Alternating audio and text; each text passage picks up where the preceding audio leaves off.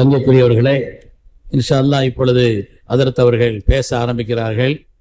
சொல்லப்பட்ட இந்த விஷயங்கள் பொதுவாக ஜக்காத்தினுடைய சிறப்புகள், அதை பற்றி பிற சமுதாய மக்கள் அல்லது உலக நாடுகளுடைய அறிஞர்கள், சிந்தனையாளர்கள் என்ன நினைக்கிறார்கள் என்பது சம்பந்தமாகவெல்லாம் பரிமாறினோம். இப்பொழுது இன்ஷா அல்லாஹ் நாம் இந்த வருஷத்திலிருந்து இன்னும் முறையாக கொடுக்க போகிறோம், கொடுத்துக்கிட்டு இருக்கிறவங்க அப்படிங்கிற ஒரு எண்ணத்தில் முழுமையான கவனத்தோடு இன்ஷா அல்லாஹ் கேட்க வேண்டும். நீங்கள் கேட்ட கேள்விகளுக்குண்டான பதில் சமயத்தில் அந்த பேச்சிலேயும் முதல்ல வந்துடும், அதிலே அதுக்கு பதில் இருக்கும். அதில் இல்லாத விஷயங்களுக்கு இன்ஷா அல்லாஹ் கொடுக்கப்பட்ட அந்த கேள்விகளில் இருந்து பதிலையும் சொல்வார்கள். கவனமாக நீங்கள் கேட்க வேண்டும் என்று மீண்டும் மீண்டும் உங்களிடத்தில் கேட்டுக்கொண்டு இன்ஷா அல்லாஹ் அது பேசுவான். அஸ்ஸலாமு அலைக்கும் வரஹ்மத்துல்லாஹி வபரகாத்துஹு. அல்ஹம்துலில்லாஹ் நஹ்மதுஹு வ நஸ்தஈனுஹு வ நஸ்தக்ஃபிருஹு வ நு'மினு பிஹி வ நதவக்கலு அலைஹி வ நஊது பில்லாஹி மின் ஷுரூரி அன்ஃபுஸினா வ மின் ஸய்யிஆத்தி அஅமாலினா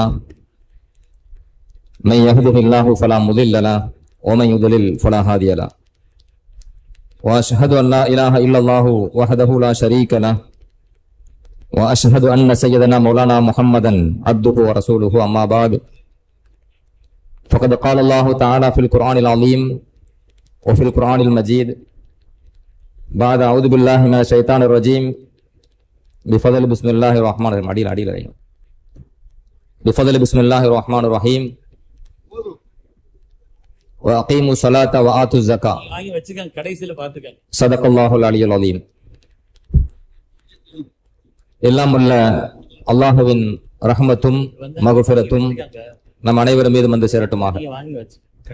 நாம் வாழும் காலம் எல்லாம் அல்லாஹுக்கும் அல்லாஹுடைய தூதர் இறுதி தூதர் முஹம்மது ரசூலுல்லாஹி ஸல்லல்லாஹு அலைஹி வஸல்லம் அவர்களுக்கும் முழுமையாக கட்டுப்பட்டு வாழ வேண்டும், ஈமானோடும் இறை அச்சத்தோடும் வாழ வேண்டும் என்று ஆரம்பமாக எனக்கும் உங்களுக்கும் வசியத்தை செய்கிறேன். கண்ணியத்திற்குரிய அல்லாஹுவின் நல்லடியார்களே, மிக சிறந்த ஒரு மஜ்லிஸை, ஒரு அமர்வை தமிழ் மாநில ஜமாஅத் உலமா சார்பாக இப்பொழுது ஏற்பாடு செய்யப்பட்டு மக்களுக்கு தேவையான காலகட்டத்தில் தேவையான செய்திகளை கொடுக்க வேண்டும் என்கிற நல்ல நோக்கத்திலே இந்த நிகழ்ச்சி ஏற்பாடு செய்யப்பட்டிருக்கின்றது. குறிப்பாக இந்த நிகழ்வு எல்லோருக்கும் பயனுள்ளதாக அமைய வேண்டும் என்கிற நோக்கத்தில் ஏற்பாடு செய்யப்பட்டது. ஜக்காத் சம்பந்தமான சட்டங்கள், தெளிவுகள். கண்ணியத்திற்குரிய அல்லாஹுவின் நல்லடியார்களே, ஆரம்பமாக நிறைய கேள்விகள் வந்திருக்கிறது. அதில் பல கேள்விகள் ஒன்றை ஒன்று தழுவி வந்திருக்கிறது. இன்ஷா அல்லாஹ் நாம் தொடக்கத்தில் சொல்லுகின்ற பொழுது அந்த பல கேள்விகளுக்கு அதிலே விடை கிடைக்கலாம். உங்கள் கேள்வி வாசிக்கப்படவில்லை என்று நினைக்க வேண்டாம், வாசித்து சொல்லுவோம். வாசிக்காத இருக்கிற சமயத்தில் எங்களுடைய பேச்சுகளிலே விடை இன்ஷா அல்லாஹ் வந்துடும். முதல்ல ஜக்காத் என்றால் என்ன என்பதை பற்றி ஒரு சிறிய விளக்கம், அதுக்கு போய் இன்ஷா உள்ள போயிடுவோம். எந்தெந்த பொருள்ல ஜக்காத்து கடமை, ஜக்காத் என்றால் என்ன? ஜக்காத் என்றாலே அதற்கு அரபு மொழியில அகராதி பொருள் சொல்வதா இருந்த வளர்ச்சி, அந்நமா, அஸ்யாதத், அல் பரக்கத், அத்தஹாரத், இப்படி பல்வேறு விளக்கம். எல்லாமே மார்க்கத்தோடு தொடர்புடைய கருத்து தான். வளர்ச்சி, அதிகம், தூய்மை, பரக்கத் போன்ற பல கருத்துக்கள். ஷரியத்தின் அடிப்படையில அல்லாஹும் அல்லாஹுடைய தூதர் மாநபி ரசூலுல்லாஹி ஸல்லல்லாஹு அலைஹி வஸல்லம் அவர்கள் ஜக்காத் என்கிற சொல்லை எந்த அர்த்தத்தில் பயன்படுத்துகிறார்கள்? குர்ஆன் ஹதீஸில் இருந்து இமாம்கள், சட்ட வல்லுநர்கள் நமக்கு எடுத்து தருகின்ற பொழுது, மாலுன் மக்சூசுன் யுஃரஜு மின் மாலின் மக்சூசின் அலா வஜ்ஹின் மக்சூசின். ரொம்ப ஷார்ட்டா சொல்றதா இருந்தா, ஜக்காத் என்றால் ஒரு குறிப்பிட்ட ஒரு பொருள், உதாரணமா ஏழை கொடுக்கிறோமா இல்லையா, ஒரு பெர்சன்டேஜ் கொடுக்க, அந்த பொருளுக்கு பேரு ஜக்காத். மாலுன் மக்சூசுன் மின் மாலின் மக்சூசின் அவ் பதனின் மக்சூசின். குறிப்பிட்ட செல்வத்திலிருந்து கொடுக்கணும். எல்லா செல்வத்திலிருந்து ஜக்காத் கடமை வராது. குறிப்பிட்ட செல்வத்திலிருந்து அல்லது குறிப்பிட்ட சில உடல்னா இப்ப ஹயவான்கள் எடுத்துக்கலாம், ஆடு மாடு ஒட்டகம் இருக்கா இல்லையா, குறிப்பிட்ட சில உடலில் இருந்து குறிப்பிட்ட சில முறையில், மார்க்கம் சொன்ன முறையில் கொடுக்கிறது. இதைத்தான் ஜக்காத் என்பதற்கு ஃபுகஹாக்கள், சட்ட வல்லுநர்கள் விளக்கம் தருவாங்க. அது என்ன குறிப்பிட்ட முறை, அது என்ன குறிப்பிட்ட அந்த பொருள், அது என்ன அந்த குறிப்பிட்ட அந்த உடல் அல்லது அந்த செல்வம் என்பதைத்தான் இமாம்கள் குர்ஆன் ஹதீஸின் அடிப்படையில் விளக்கம் தருவார்கள். இப்ப சுருக்கமாக சொல்வதாக இருந்தால், செல்வங்கள் என்று எடுத்துக்கொள்வோம். எத்தனை வகையான செல்வங்களிலே ஜக்காத்து கடமை? ஆக ஆக ஆக ரொம்ப சுருக்கிட்டு 3 சுருக்கிடலாம். ஹயவான், நபாத்து, நக்குது.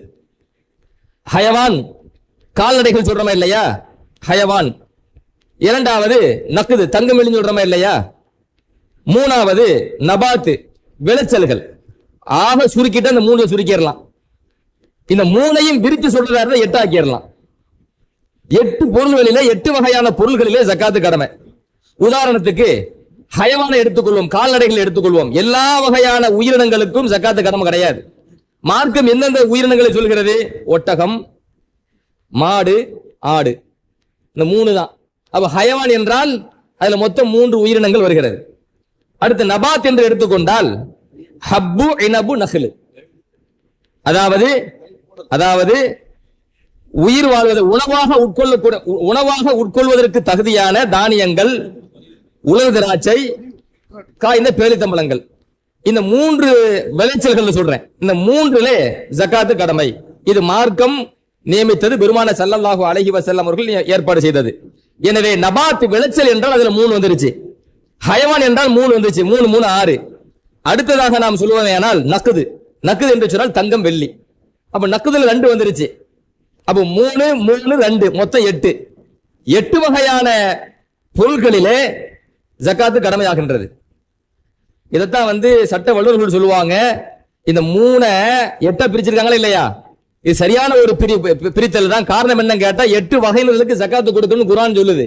அப்ப 8 வகையான பொருட்கள் இருந்து மார்க்கம் என்ன செய்து ஜக்காத்து கொடுப்பதை நியமித்திருக்கிறது. இன்னம சதகாத்துல் ஃபுகரா வல் மசாகின் வருதா இல்லையா? 8 வகையின மக்களுக்கு ஜக்காத்து கொடுக்க வேண்டும் என்று மார்க்கம் என்ன செஞ்சிருக்கிறது, நியமித்திருக்கிறது என்பதை ஃபுகஹாக்கள், சட்ட வல்லுநர்கள் விளக்கம் தருவார்கள். அப்ப ஜக்காத் என்றால் என்ன, அந்த ஜக்காத் எந்தெந்த பொருட்கள் மீது கடமை என்பதை நியமிக்கின்ற பொழுது 8 வகைகள் பொருட்கள்ல ஜக்காத்து கடமை என்பதை நம்ம தெரிஞ்சுக்கிட்டோம். அடுத்ததாக இப்ப பல கேள்விகள் வந்திருக்கா இல்லையா? இந்த கேள்விகளுக்கு அடிப்படை விதியாக பொதுவாக சில விஷயத்தை நம்ம தெரிஞ்சுக்கணும். நிறைய கேள்வி வந்திருக்குது. அதுல இப்போ அந்த பொருளாதாரம் இருக்கு பாருங்க, நம்ம கையில ஜக்காத்து கடமையாகிற பொருள் இருக்குது. அந்த பொருள்ல என்ன நிபந்தனை இருக்கு அப்படின்னு நம்ம முதல்ல தெரிஞ்சுக்கிட்டோம் அப்படின்னு சொன்னா வந்த கேள்விகள் அனைத்துக்கும் அது பதிலா போயிடும். முதலாவது நாம் தெரிந்து கொள்ள வேண்டியது, கையில காசு வந்துட்டாலே அல்லது ஒரு பொருள் இருந்துட்டாலே, சொந்தமாக ஒரு சொத்து வந்துட்டாலே அதுல ஜக்காத்து கொடுக்க வேண்டும் என்று குர்ஆன் சொல்லவில்லை, ஹதீஸ் சொல்லவில்லை. பெருமான ஸல்லல்லாஹு அலைஹி வஸல்லம் அவர்கள் ஒவ்வொன்றுக்கும் சட்டம் அதை ஏற்பாடு செய்திருக்கார்கள். அதுல ஜக்காத்து கடமையாக கூடிய பொருட்கள் இருக்கா இல்லையா, அதுல முக்கியமான சில நிபந்தனைகளை சொல்லிடுறேன். ஒன்னாவது அல் மில்கு தாம் அப்படின்னு சொல்லுவாங்க. அதாவது நமக்கான அந்த சொந்தமாகுது பாத்தீங்களா, ஒரு பொருள் நமக்கு சொந்தமாகுது பாருங்க, அந்த முழுமையான முறையில அந்த பொருள் நமக்கு சொந்தமா இருக்கணும். யாருடைய தலையிடும் அதில் இருக்கக்கூடாது. எப்பொழுது வேண்டுமானாலும் நாம் விரும்பிய அடிப்படையில் அந்த பொருளை செலவு செய்வதற்கான அதிகாரம் நம்மகிட்ட இருக்கணும். அதுக்கு பேர் அரபியில மில்கு தாம் சொல்லுவாங்க. இந்த பொருள்ல ஜக்காத்து கடமையான பொருள்ல முதலாவது கவனிக்க வேண்டிய நிபந்தனை அல் மில்கு தாம். இதை மட்டும் நீங்க புரிஞ்சுக்கங்க, இன்ஷா அல்லாஹ் கேள்விக்கு பதில் சொல்லும்போது விளக்கி சொல்லிடுறேன். இரண்டாவது நிபந்தனை அந்நமா, அதாவது நம்ம எந்த பொருள்ல ஜக்காத்து கொடுக்க மார்க்கம் சொல்லுதோ அதுல வளர்ச்சி இருக்கணும். எந்த வகையான வளர்ச்சி, அது இன்ஷா அல்லாஹ் அந்த கேள்விகளுக்கு நம்ம பதில் சொல்லும்போது சொல்லிடுறோம். மூணாவது நிபந்தனை நிசாபை அடைந்திருக்கணும். வெறுமனே கையில பணம் வந்தா மட்டும் பத்தாது, வெறுமனே ஒட்டகமும் ஆடை இருந்தா பத்தாது. எவ்வளவு இருந்தா ஜக்காத்து கொடுக்கணும், ஒரு குறிப்பிட்ட அளவு நம்ம இடத்துல வந்தா ஜக்காத்து கொடுக்கணும் சொல்லுவாங்க, மார்க்கம் சொல்லும். அந்த ஜக்காத்து கடமையாகின்ற அளவு இருக்குது இல்ல, அதுக்கு தான் அரபியில நிசாபுன்னு சொல்லுவாங்க. அந்த நிசாபை அடைந்திருக்க வேண்டும். நாலாவது அசல் தேவைகளை விட மேல் மிச்சமானதாக இருந்திருக்க வேண்டும். கையில காசு வந்து குடும்பத்துக்கு மனைவிக்கு செலவழிக்க வேண்டியிருக்கு, பிள்ளைக்கு செலவழிக்க வேண்டியிருக்குது, தாய் தந்தைக்கு செலவழிக்க வேண்டியது இருக்கு. கையில பணம் வந்துட்டாலே டக்குனு ஜக்காத்து என்று வந்துடும். அசல் தேவை இருக்குதா இல்லையா மனித வாழ்க்கையில, அந்த அசல் தேவைக்கு போக மேல் மிச்சமானதாக இருக்க வேண்டும். இது நாலாவது நிபந்தனை. அதே போல ஐந்தாவது நிபந்தனை என்ன கேட்டீங்கன்னா, குறிப்பிட்ட சில பொருட்கள் ஜக்காத்துடைய பொருட்கள்ல ஒரு வருடம் முழுமை அடைந்திருக்க வேண்டும். அது எல்லாத்திலையும் மார்க்கம் சொல்லல, குறிப்பிட்ட சில பொருட்கள்ல மார்க்கம் சொல்கிறது ஒரு வருடம் முழுமை அடைந்திருக்க வேண்டும். அந்த ஒரு வருடம் முழுமை அடைதல் என்பது எதுல அப்படின்னு சொன்னா, எதை வச்சு கணக்கிடுறது அப்படின்னு சொன்னா சந்திர கணக்கு, சூரிய கணக்கின் அடிப்படையில் ஒரு வருடம் என்று கிடையாது, மாறாக சந்திர கணக்கின் அடிப்படையில பிறை பக்கரமா இல்லையா, அந்த அடிப்படையில ஒரு வருடம் முழுமை அடைதல். இதுவெல்லாம் முக்கிய நிபந்தனை. இந்த ஒரு வருடம் என்பது எதுல கவனிக்கப்படும் அப்படின்னு கேட்டீங்கன்னா, கால்நடைகள்ல, தங்கம் வெள்ளிகள்ல, வியாபார சரக்குகள்ல, இது போன்ற குறிப்பிட்ட ஜக்காத்துடைய பொருட்கள்ல ஒரு வருடம் முழுமை அடைந்திருக்க வேண்டும் என்பதை ஷரத்தாக இடப்படும். இப்ப நான் சொன்னது ஜக்காத்தினுடைய பொருள்கள்ல, வாஜிபாக கூடிய பொருட்கள்ல அதிகம் முக்கியம் கவனிக்கப்பட வேண்டிய நிபந்தனை. அதை இப்ப நம்ம சொன்னோம். இப்போ முதல் கேள்வியா என்ன வந்திருக்கு அப்படின்னு கேட்டீங்கன்னா, அதாவது ஒரு மனிதர் அரசாங்க தரத்துல ஒரு 50,000 ரூபாய் சேமிப்பு பொருளா கொடுக்கிறாரு. அதை மருத்துவ செலவிற்காக மட்டும்தான் அதை பயன்படுத்த முடியும். மருத்துவ செலவுக்கு, அது கேன்சர் போன்ற நோய்கள், இந்த மாதிரி நோய், முக்கியமான நோய்களுக்கு மாத்திரம் அந்த பொருளை என்ன செய்ய முடியும், பயன்படுத்த முடியும். வேற எந்த தேவைக்குமா அந்த பணத்தை நம்ம எடுக்க முடியாது. கொடுத்ததுதான். அப்படியே வாங்குறதா இருந்தா 65 வயசுக்கு பிறகு அந்த பணத்தை சில்லறையாக கொஞ்சம் கொஞ்சமா தான் தருவாங்களே தவிர முழுசா கையில என்ன செஞ்சிட மாட்டாங்க, ஒப்படைச்சிட மாட்டாங்க. இப்படி ஒருவர் வந்து ஒரு 50,000 என்ன செய்யறாரு, அரசாங்கத்திட்ட தேவைக்காக கொடுத்திருக்கிறாரு. இப்ப அந்த கொடுக்கப்பட்ட அந்த 50,000க்கு வந்து நம்ம ஜக்காத்து கொடுக்க வேண்டுமா அப்படிங்கிற ஒரு கேள்வி. இந்த கேள்விக்கு வந்து ஒரு சிறிய விஷயத்தை முதல்ல நான் சொல்லிடுறேன். அதாவது என்ன அப்படின்னு கேட்டீங்கன்னா, முதல்ல வந்து நிசாபை தெரிஞ்சுக்கணும். அதுக்கு அந்த 50,000, 40,000, 30,000 காலத்துக்கு மாறிட்டு இருக்கும். அதனால நிசாபை நான் சொல்லிடுறேன். அதாவது வெள்ளின்னு வந்துச்சு அப்படின்னு சொன்னா, வெள்ளியில வந்து 2 கருத்து இருக்குது. 600 கிராம், 612 கிராம், பேணுதல் 600 கிராம். 600 கிராமுக்கு நிகரான பணம். தங்கம் என்று எடுத்துக்கொண்டால் அதுல 2 கருத்து இருக்குது. அந்த 2 கருத்தை விளக்குறதுக்கு நேரம் இல்ல, அந்த அளவு சொல்றதுக்கு சொல்றேன். ஒன்னு 85 கிராமோ அல்லது 87 அரை கிராம். ஹதீஸின் அடிப்படையில் சொல்றாங்க 20 மிஸ்கால் சொல்லுவாங்க. 20 மிஸ்கால் என்பது நிகழ்காலத்தின் அளவை அளந்து பார்க்கின்ற பொழுது அதுல கருத்து முரண்பாடு வருது. அந்த அளவில் அது ஒன்னு 85 கிராமோ அல்லது 87 அரை கிராம். சரிங்களா? பேணுதல் 85 கிராம் வைங்க. இப்ப இதுல 85 கிராமுக்கு நிகரான பணம். இப்ப இதுல வெள்ளி பணத்தை தான் நமக்கு கையில பணமா வச்சு பார்க்கும்போது வெள்ளியை வச்சு முடிவு செய்வாங்க. இப்ப வெள்ளியில 600 கிராம் இருக்குன்னு வைங்களேன். அந்த 600 கிராமுக்கு நிகரான ஒரு பணம். அந்த பணம் வந்து 40,000 இருக்கலாம், 50,000 இருக்கலாம், 60,000 இருக்கலாம், எவ்வளவு காலத்துக்கு மாறிட்டு இருக்கும். அதனால அந்த நிசாபை வச்சு நம்ம பேசுவோம். சரிங்களா? இப்ப அந்த நிசாபுடைய அளவுக்கு என்ன செஞ்சிருக்கிறாரு, போட்டு வச்சிருக்கிறாரு. இப்ப 50,000 நிசாப் வந்திருக்குமா? 50,000 இப்போ உள்ள காலத்துக்கு நிசாப் வந்திருக்குமா? சரி, நிசாப் வந்துச்சுன்னு பேசுவோமே. 600 கிராம் வெள்ளிக்கு நிகரா ஒரு 50,000 பேருக்கு வச்சு பேசுவோம். இவர் அரசாங்கத்தில் போட்டு இருக்கிறாரு. ஆனா வாங்க முடியுமான்னு என்ன செய்ய முடியல, வாங்க முடியாது. அப்படி அவங்க தரதா இருந்தா கேன்சர் போன்ற நோய்களுக்காக மட்டும் அதை செலவழிக்கலாம் அப்படிங்கிறாங்க. இப்ப போன காசு திரும்ப ரிட்டர்ன் வருதா? கேரண்டி இல்ல. முழு 66,000 அதுல நிசாபே இல்ல. சரி, நிசாபை வச்சு பேசுவோமே. இந்த நிசாபே இல்ல, என்ன நிசாபா வச்சு பேசுவோம். சரிங்களா? எப்ப அந்த பணம் வந்து கையில அடுத்த கொடுத்துட்டோமோ திரும்ப அது வரத்துக்கான சாத்தியக்கூட இல்லையோ, ஏதாவது நோய் வந்தா மட்டும் தான் செலவுக்கு தருவோம் அப்படிங்கிற நிலைமைக்கு வந்துட்டாங்களோ, அப்ப அதுல வந்து மில்குத்தாம் அப்படின்னு சொல்லி ஒரு சட்டம் இருக்குது. முக்கியமான நிபந்தனை, முதலாவது நிபந்தனை அல் மில்குத்தாம். அந்த மில்குத்தாம் என்ன, பரிபூர்ணமான முறையில அதை செலவழிப்பதற்கான எப்பொழுது நாடினாலும் எப்பொழுது விரும்பினாலும் செலவழிப்பதற்கான அதிகாரம் அதுல இருக்கணும் என்பது சட்டம். இப்ப அந்த அதுல வந்துச்சா அப்படின்னு கேட்டா இல்ல, நம்ம நினைச்சதை செலவழிக்க முடியலையே. அப்ப அந்த கையில முழுசா வந்தா மட்டும்தான் அதுல ஜக்காத்து கொடுக்க வேண்டாம் பத்தி பேச முடியுமே தவிர, அங்க இருக்கும்போது கையில கிடைக்காதுங்கிற உறுதியா தெரிஞ்ச பிறகு அந்த 50,000 நிசாபாக இருந்தால் அந்த 50,000 ஜக்காத் என்பது வரவே வராது. ஏன்னா மில்குத்தம் என்பது இல்ல. பெருமான ஸல்லல்லாஹு அலைஹி வஸல்லம் அவர்களும் அல்லாஹ்வும் குர்ஆனிலே சொல்கின்ற பொழுது ஜக்காத்தை பத்தி பேசும்போது நம்மளோட இணைச்சு பேச, குதுமின் அம்வாலிஹிம் சதகத்தன், உங்களுடைய செல்வத்திலிருந்து, மக்களுடைய செல்வத்திலிருந்து நீங்க ஜக்காத்தை வாங்குங்க, ஜக்காத்தை வாங்கி கொடுங்க அப்படின்னு அல்லாஹ் செல்வத்தை மக்களோடு இணைத்து பேசுகின்ற காரணத்தினால் மாநபி ரசூலுல்லாஹி ஸல்லல்லாஹு அலைஹி வஸல்லம் அவர்கள் இன்னல்லாஹ ஃபரல அலைஹிம் ஃபி அம்வாலிஹிம், அல்லாஹ் தஆலா மக்களுடைய செல்வத்திலே ஜக்காத்தை கடமையாக்கி இருக்கிறான் என்று செல்வத்தை மக்களோடு இணைத்து அல்லாஹ்வும் அல்லாஹ்வுடைய தூதரும் சொன்ன காரணத்தினால் ஒரு செல்வம் நமக்கு நம்மோடு இணைக்கப்படுகிறது என்றால் அதை நாம் விரும்பிய விதத்தில் செலவழிக்கிற விதத்தில் இருந்திருக்கணும். அதனால தான் ஃபுகாஹாக்கள் சட்டம் இயற்றாங்க, மில்குத்தாம் என்பது அவசியம். அந்த மில்குத்தாமும் பலவீனப்பட்டு போகுமையானால் அதுல ஜக்காத் என்பது வராது.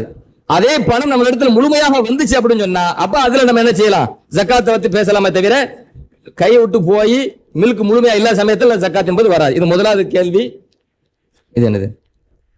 அடுத்த ஒரு கேள்வி என்ன கேட்டிருக்காங்கன்னா, ஒருவர் வந்து நன்கொடையாக ஒரு 5 லட்சம் கொடுத்திருக்கிறார். எனக்கு ஒரு எழுதியிருக்கிறார், எனக்கு நன்கொடையாக ஒரு 5 லட்சம் கிடைத்திருக்கிறது.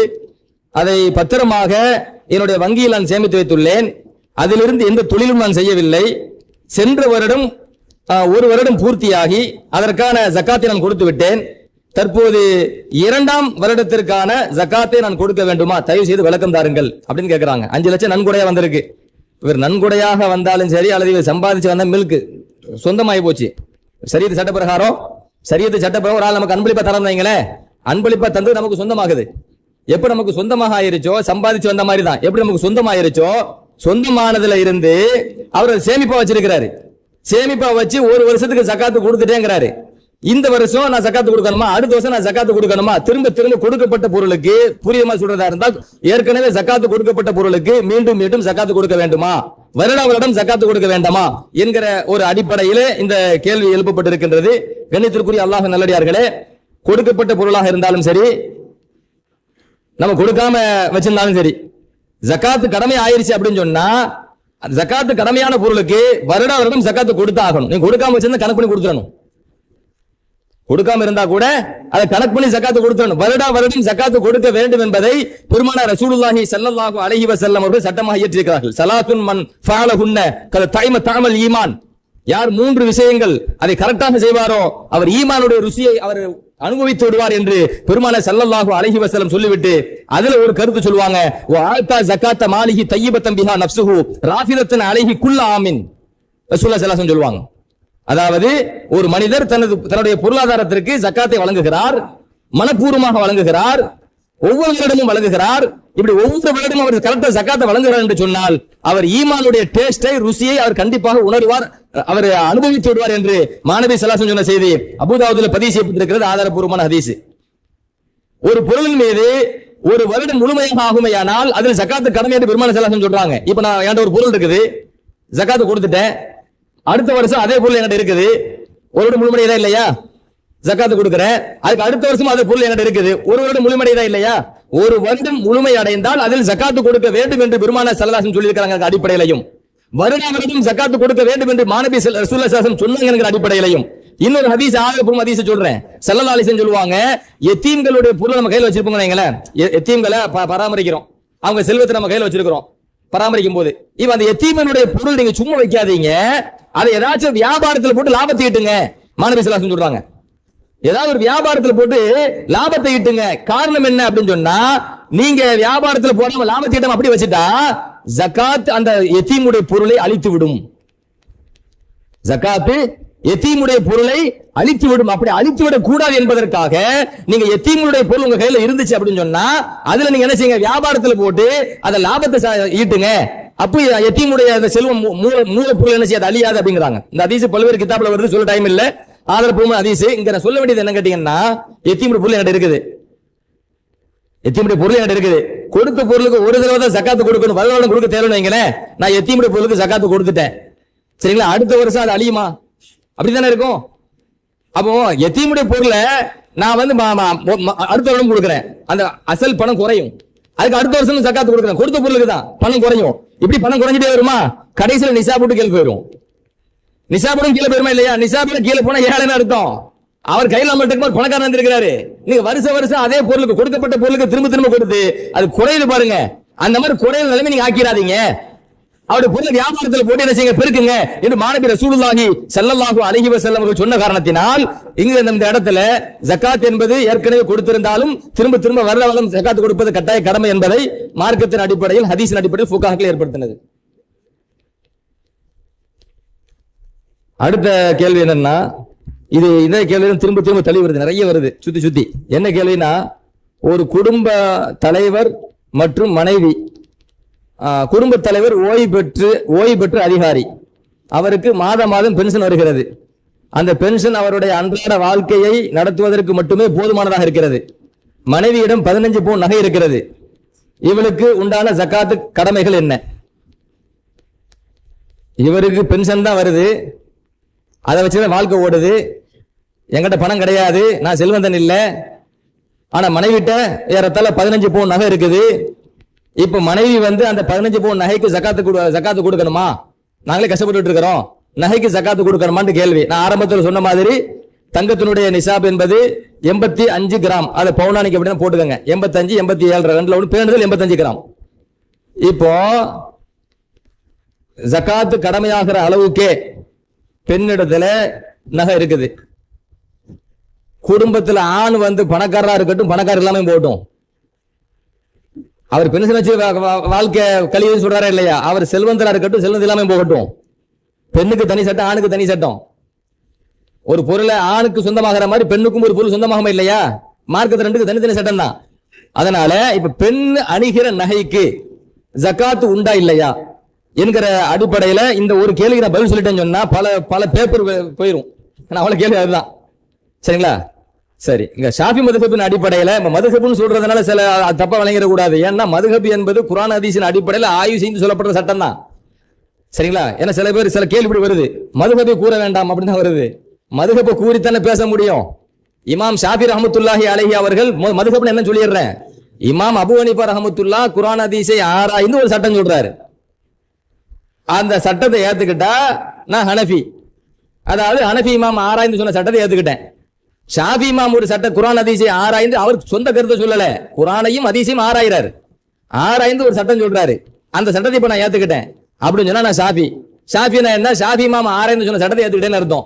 ஷாஃபி இமாம் குர்ஆன் தூக்கி போட்டாரு, ஹதீஸ் தூர போட்டாரு, அவர் சொந்த கருத்தை சொன்னாரு, அதை நான் ஏத்துக்கிட்டேன் என்று பொருள் அல்ல. இன்று அந்த மாதிரி ஒரு கருத்து விதைக்கப்படுது என்பதை முதல்ல நான் சொல்லிடுறேன். இப்ப ஷாஃபி மதுஹப் அடிப்படையில தெளிவான விளக்கம் என்ன கேட்டீங்கன்னா, பெண்கள் அணிகிற நகைக்கு ஜகாத்து கிடையாது. அணிகிற நகைக்கு ஜகாத்து கிடையாது. அணிகிற நகைக்கு ஜகாத்து கிடையாது என்பதை சாதாரணமா சொல்லல,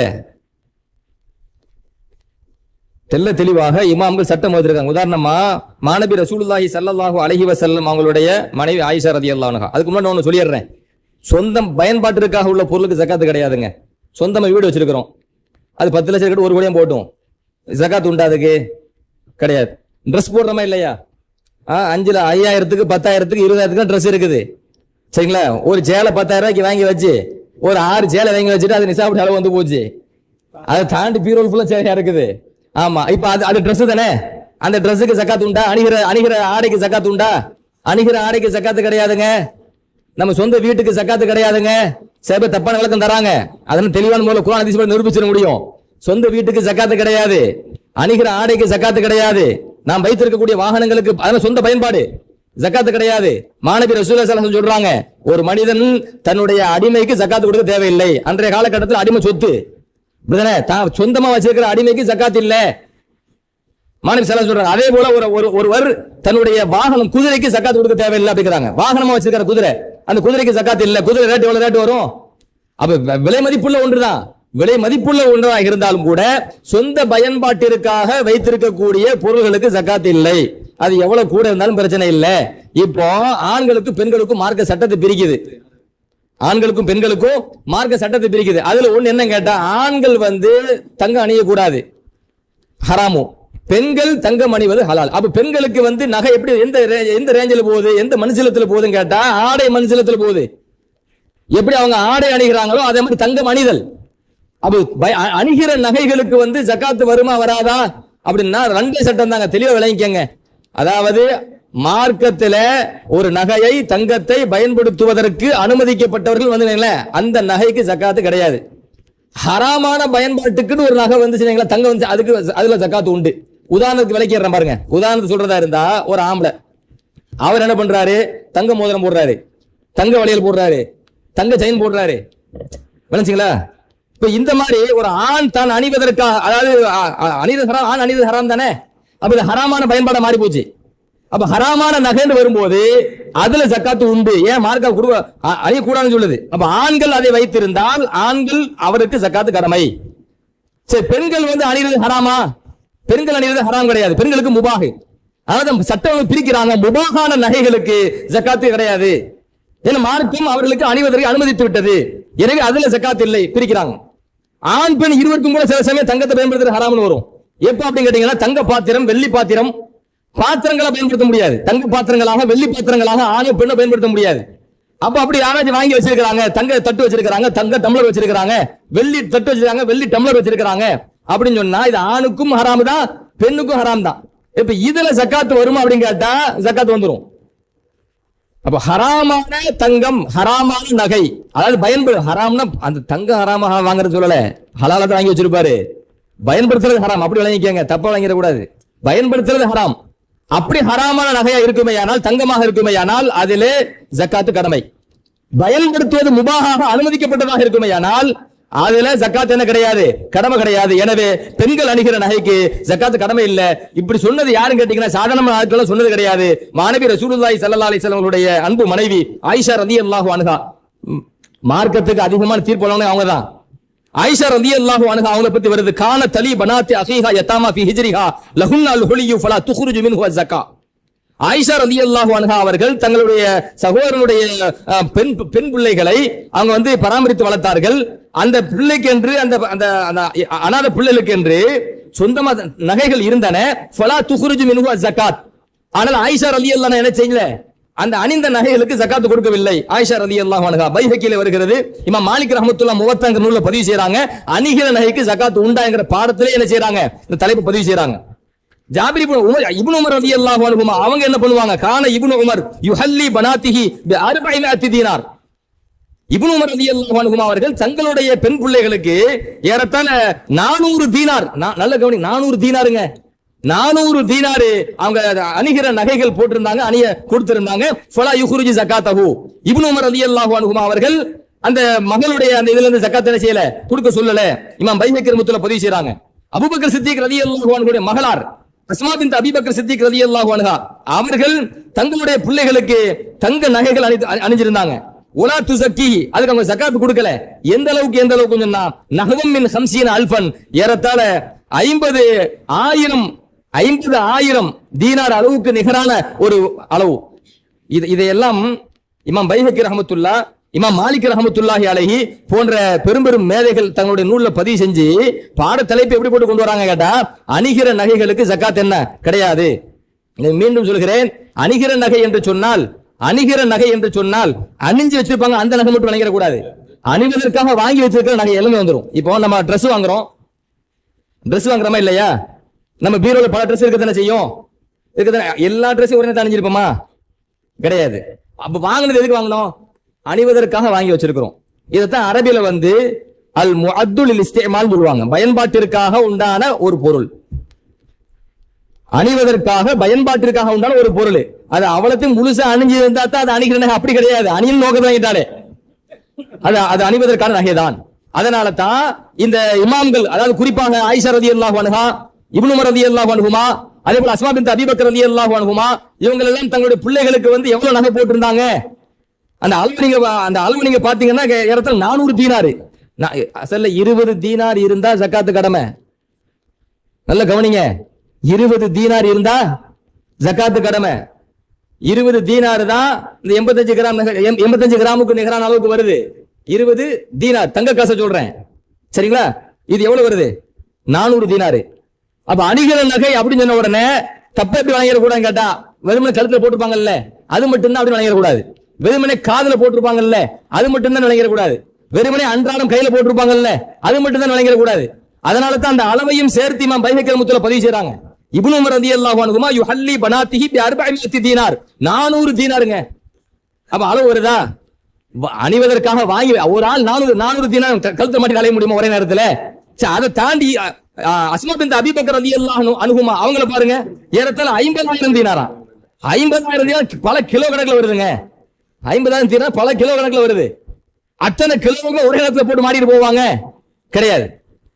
அப்ப அதனால தான் ஃபுகஹாக்கள் வந்து அதை சட்டம் எழுதுகின்ற பொழுது எப்படி எழுதுறாங்க அப்படின்னு சொன்னா, அணிவதற்காக ஏற்பாடு செய்யப்பட்ட நகைகள், அது அணிந்திருக்க வேண்டும் என்பது கட்டாயம் அல்ல அப்படின்னு பதிவு செய்யறாங்க. ஆனா ஒரு விஷயத்தை தெளிவுபடுத்துறாங்க இமாம்கள். இந்த ஆண்கள் விஷயத்துல வந்துடுறேன், எனக்கு முக்கியமான சட்டம், பல கேள்விகள் வந்துட்டு இருக்கிறதுனால கொஞ்சம் அதிக டைம் கொடுக்குறேன். அதாவது ஆண்கள் வந்து தங்கத்தை பயன்படுத்துறது ஹராம் தானே. அப்ப ஆண் வந்து தங்கம் வச்சிருக்கிறாரு, தங்கத்தை பயன்படுத்துறதுக்காண்டி வச்சிருக்கிறாரு அப்படிங்களா, சேமிப்பா வச்சிருந்தா அது ஹலாலு, பயன்படுத்துறதுக்காக வச்சிருந்தா மோதிரமாக, வளையலாக, காப்பாக, செயினாக, அது ஹராமு. பயன்படுத்துறதுக்காக வச்சிருந்தா ஹராமு. சேமிப்பு பொருளா வச்சிருப்பார்ல, அது ஹராம் சொல்ல வரல. சரி, இப்ப விஷயத்துக்கு வாங்க. பயன்பாட்டிற்காக ஆண் ஒரு தங்கத்தை வச்சிருந்தா ஹராம். ஆனா ஒரு சில சமயம் சில பொருட்கள் ஹலாலா மாறுது. எதுவெல்லாம் ஹலாலா மாறுது அதுல ஜகாத் வராது. எப்படி வந்து அதுதான் சட்டம் சொல்றாங்க, முபாஹான அனுமதிக்கப்பட்ட தங்க நகைகளுக்கு ஜகாத் இல்லை, பயன்பாட்டுக்கான.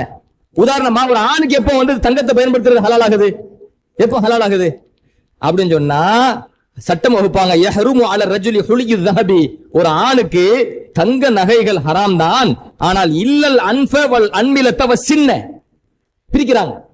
அதாவது மூக்கு வந்து ஒரு ஆளுக்கு போயிருச்சு, ஆபரேஷன் பண்ணி மாற்று உறுப்பு மாற்றாங்கல்ல, அதே மாதிரி தங்க மூக்கு மாட்டி இருக்கிறாரு, தங்கத்தால் செய்யப்பட்ட மூக்கு. விரல் நுனி இருக்குது இல்ல, விரல் நுனி அன்மிலத்து, இந்த விரல் நுனி வந்து தங்கத்துல செய்யப்பட்டிருக்குது. ஒரு ஆளுக்கு கட்டாயிருச்சு, தங்கத்துல செய்யப்பட்டிருக்குது. ஆணை சொல்றேன், பல்லு போயிருச்சு, தங்கப்பல் மாட்டி இருக்கிறாரு, தங்க பல்லு, இதுவெல்லாம் ஒரு ஆண் பயன்படுத்துறது ஹலால்.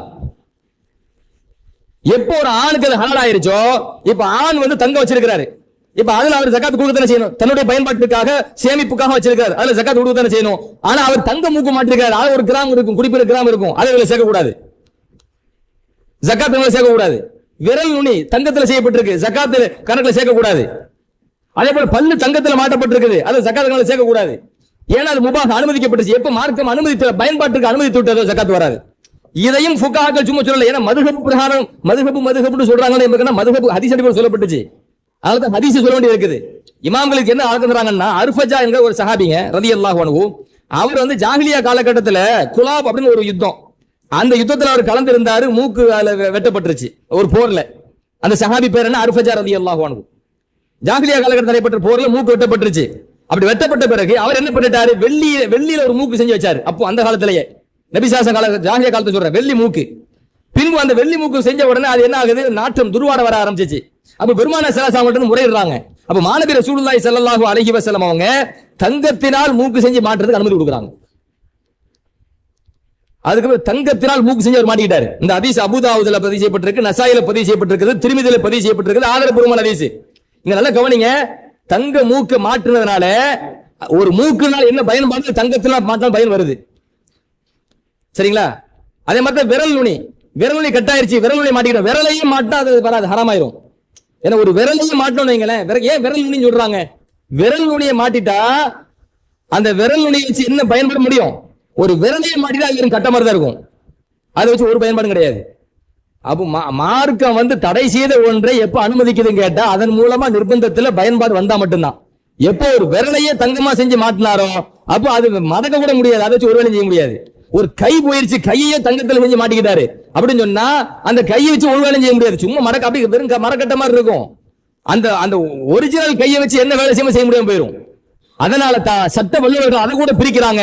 விரல் நுனியாக இருந்தால் எப்படி மூக்க மாட்டினா அதன் மூலமாக ஒரு மூக்கினுடைய பயன்பாட்டை செய்ய முடிகிறதோ, விரல் நுனியை மட்டும் மாட்டினா விரல் நுனியை வச்சு ஒரு பயன்பாடு தங்கத்தினால் செய்ய முடிகிறதோ, பல்லு இருக்கிற தங்கப்பல் மாற்றமே, சாத பல்லு வச்சு கடிச்சு சாப்பிடறோமா இல்லையா, தங்கப்பல் இருந்தால் அந்த பயன்பாடு இருக்குது. இந்த மாதிரி பயன்பாடு இருந்தால் மாத்திரம் தான் நிர்பந்தத்திற்காக மார்க்க அனுமதிக்குது.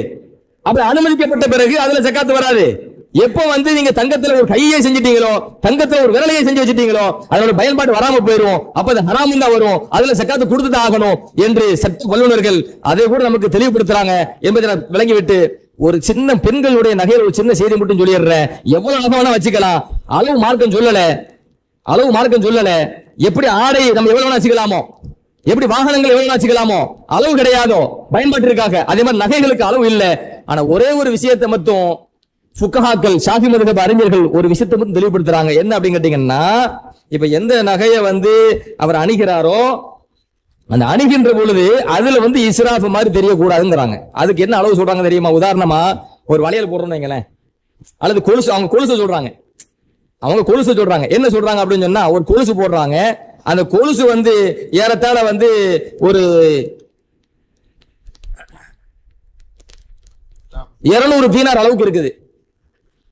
ஒரு கொலுசு மட்டுமே 200 தீனார் அளவுக்கு இருக்கு சொன்னா இதெல்லாம் என்னங்க இஸ்ராஃப் மாதிரி இருக்கிறாங்க அப்படி கொண்டு வராங்க. அதே இது நார்மலான கொலுசு இருக்கு பாத்தீங்களா, வளமையா நார்மலா போடுமா இல்லையா, அந்த மாதிரி கொலுசு எத்தனை கொலுசு வந்துட்டு போட்டோம், தூக்கி மாட்டும் போது அதுல என்ன தெரியாது, பெருமையோ அது சர்ஃபோ தெரியாது. ஆனா ஒரு கொலுசை அவ்வளவு பெருசா மாட்டும் போது அது வந்து வீண் வரைய மாதிரி தெரியுது, சர்ஃபா தெரியுது, அது அப்படி மாட்டக்கூடாது. இதை ஒண்ணுதான் அளவுகோலா சொல்றாங்க. நீங்க மாட்டும் போது பெருமை வெளிப்படக்கூடாது, நீங்க மாட்டும் போது அதுல வீண் வரை பண்ற மாதிரி தெரியக்கூடாது. ஆனா நகையாக வைத்திருக்கும் போது ஒரு நகையை வந்து எந்த அளவு கழுத்துல மாற்றமோ அந்த மாதிரி அளவுல எவ்வளவு வச்சிருந்தாலும், எத்தனை கிராம்ல வச்சிருந்தாலும், எத்தனை பவுண்ட்ல வச்சிருந்தாலும் அதுல உங்களுக்கு பிரச்சனையே கிடையாது. பெண்கள் அணிகிற நகைகளுக்கு அதுல ஜக்காத்தே வராது என்கிற ஒரு சின்ன வித்தியாசத்தை மாத்திரம்தான் ஷாஃபி சட்ட வல்லுநர்கள் அங்கே வித்தியாசப்படுத்திக்கார்களே தவிர மற்றபடி அணிகிற நகைகளுக்கு என்ன கிடையாது, ஜக்காத்தே சுத்தமா கிடையாது என்பதை சட்ட வல்லுநர்கள் குர்ஆன் ஹதீஸின் அடிப்படையிலே சஹாபாக்களுடைய செயல்பாட்டின் அடிப்படையில் நமக்கு தெளிவுபடுத்தி இருக்கிறாங்க. இதுவும் அணிகிற நகை இந்த ஒண்ணுல எல்லாம் வந்திருக்கும்.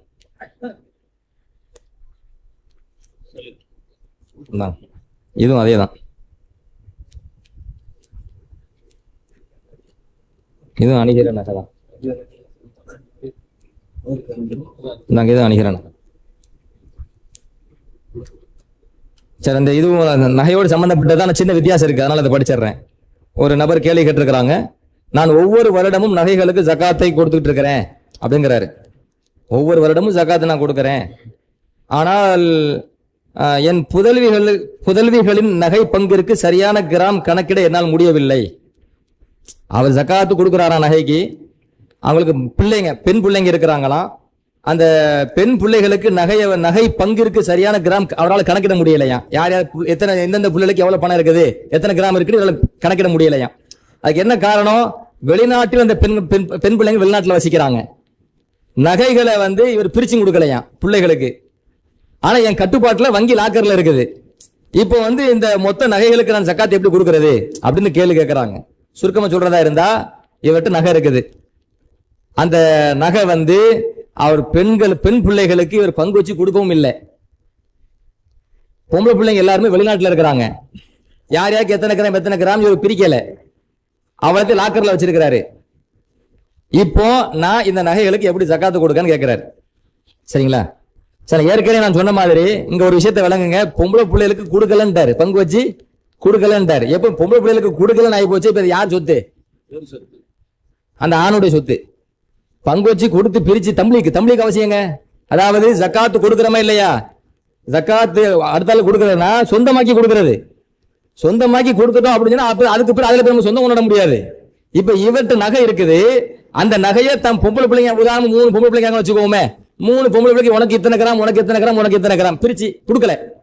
பிரிச்சே கொடுக்கலன்னு வரும்போது தம்பளிக்கு பண்ணல, அடுத்தாளுக்கு சொந்தமாக்கி கொடுக்கல. அடுத்தாளுக்கு சொந்தமாக்கி கொடுக்கலங்கும் போது அந்த யாருக்கு சொந்தமானது? அந்த ஆணுக்கு சொந்தமானது.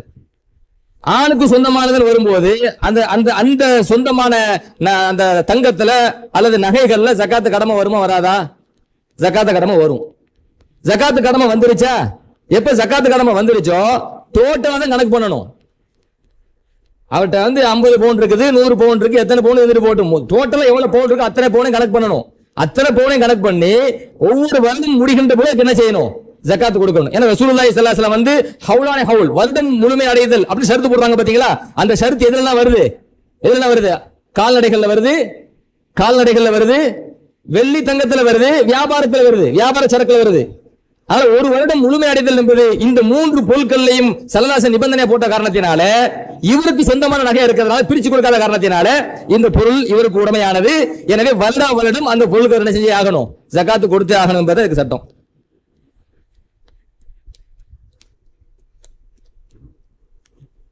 அடுத்து ஒரு கேள்வி கேட்கிறாங்க. என்ன கேள்வி அப்படின்னு சொன்னா, அதே நபர் தான். இது கடன் சார்ந்த கேள்வி. எனது உறவினர்கள் சிலர் என்னிடம் கடனாக பணம் பெற்றுள்ளனர். அவர்களால் எனக்கு திருப்பி செலுத்த முடியாத நிலையில் எனது ஜக்காத்து தொகையாக அந்த தொகையினை நான் தள்ளுபடி செய்யலாமா? சொந்தக்காரங்க காசு கடன் வாங்கியிருக்கிறாங்க, நான் அவங்களுக்கு பணம் கொடுத்து உதவி இருக்கிறேன், கடனா கொடுத்திருக்கிறேன். கடன் வாங்கின உறவினர்கள் அந்த கடனை எனக்கு திருப்பி தர முடியல, எனக்கு ஜக்காத்து கடமை இருக்குது, நான் அவங்களுக்கு கொடுத்த பணத்தை ஜக்காத்துல இருந்து கழிச்சுக்கலாமா? தள்ளுபடி செய்யலாமா? அதை அவர்களிடமிருந்து கழித்து எனது ஜக்காத் தொகையிலிருந்து கணக்கிட முடியுமா? சுத்தி அத கேள்விதான்.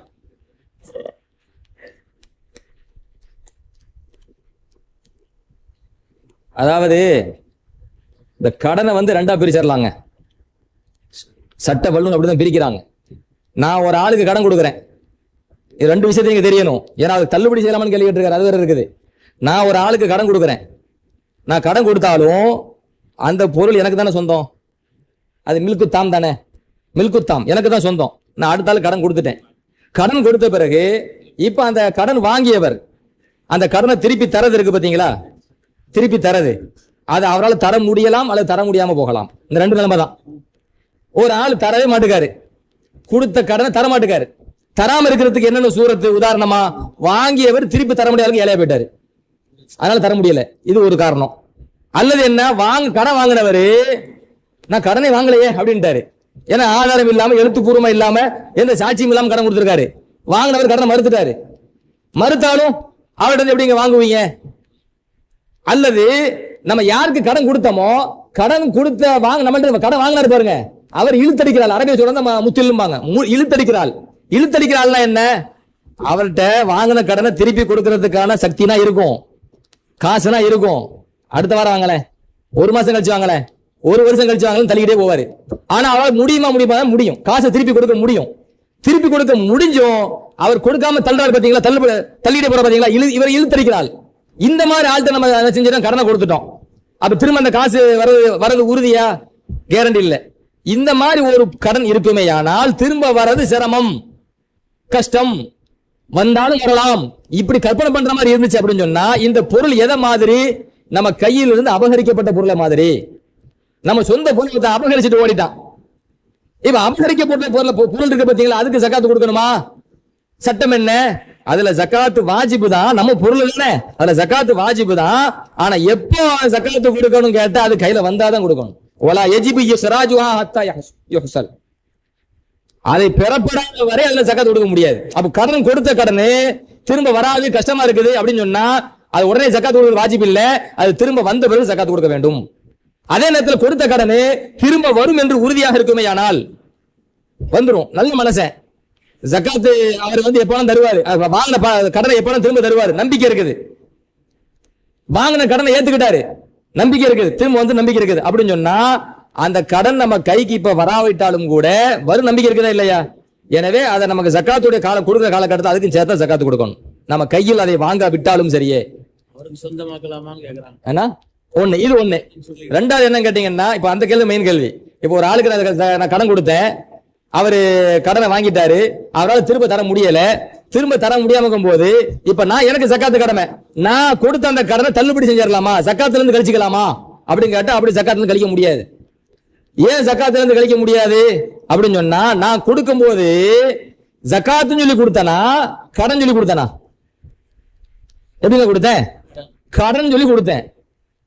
ஜகாத்துடைய அடிப்படை சரித்திர நிபந்தனை என்ன? அதை வணக்கங்க. ஜகாத்து கொடுக்கும் போது ஜகாத்து கொடுப்பதை நியத்து வைக்கணும்.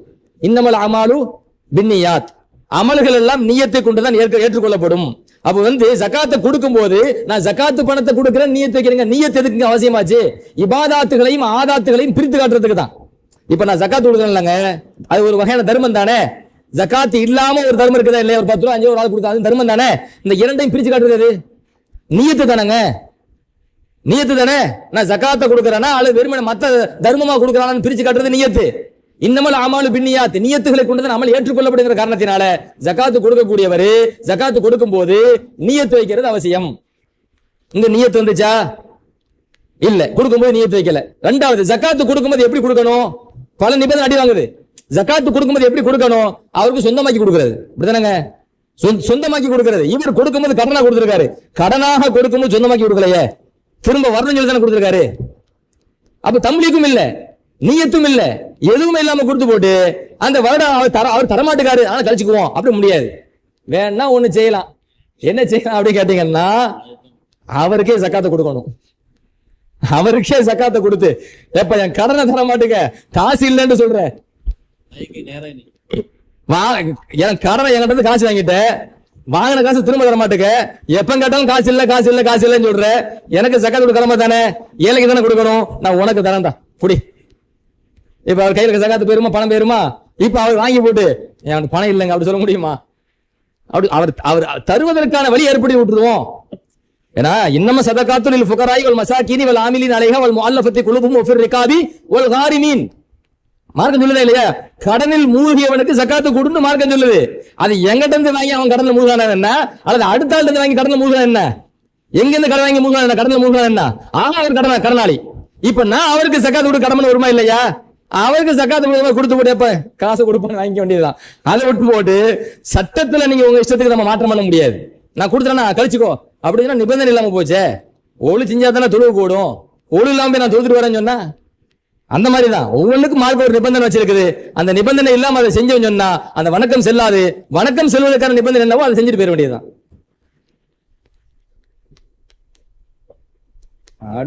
அடுத்து ஒரு கேள்வி என்ன கேட்கிறாருன்னா, ஜகாத்து லாபத்தில் தான் கொடுக்க வேண்டுமா அப்படின்னு பொதுவா மொட்டையா இருக்குது.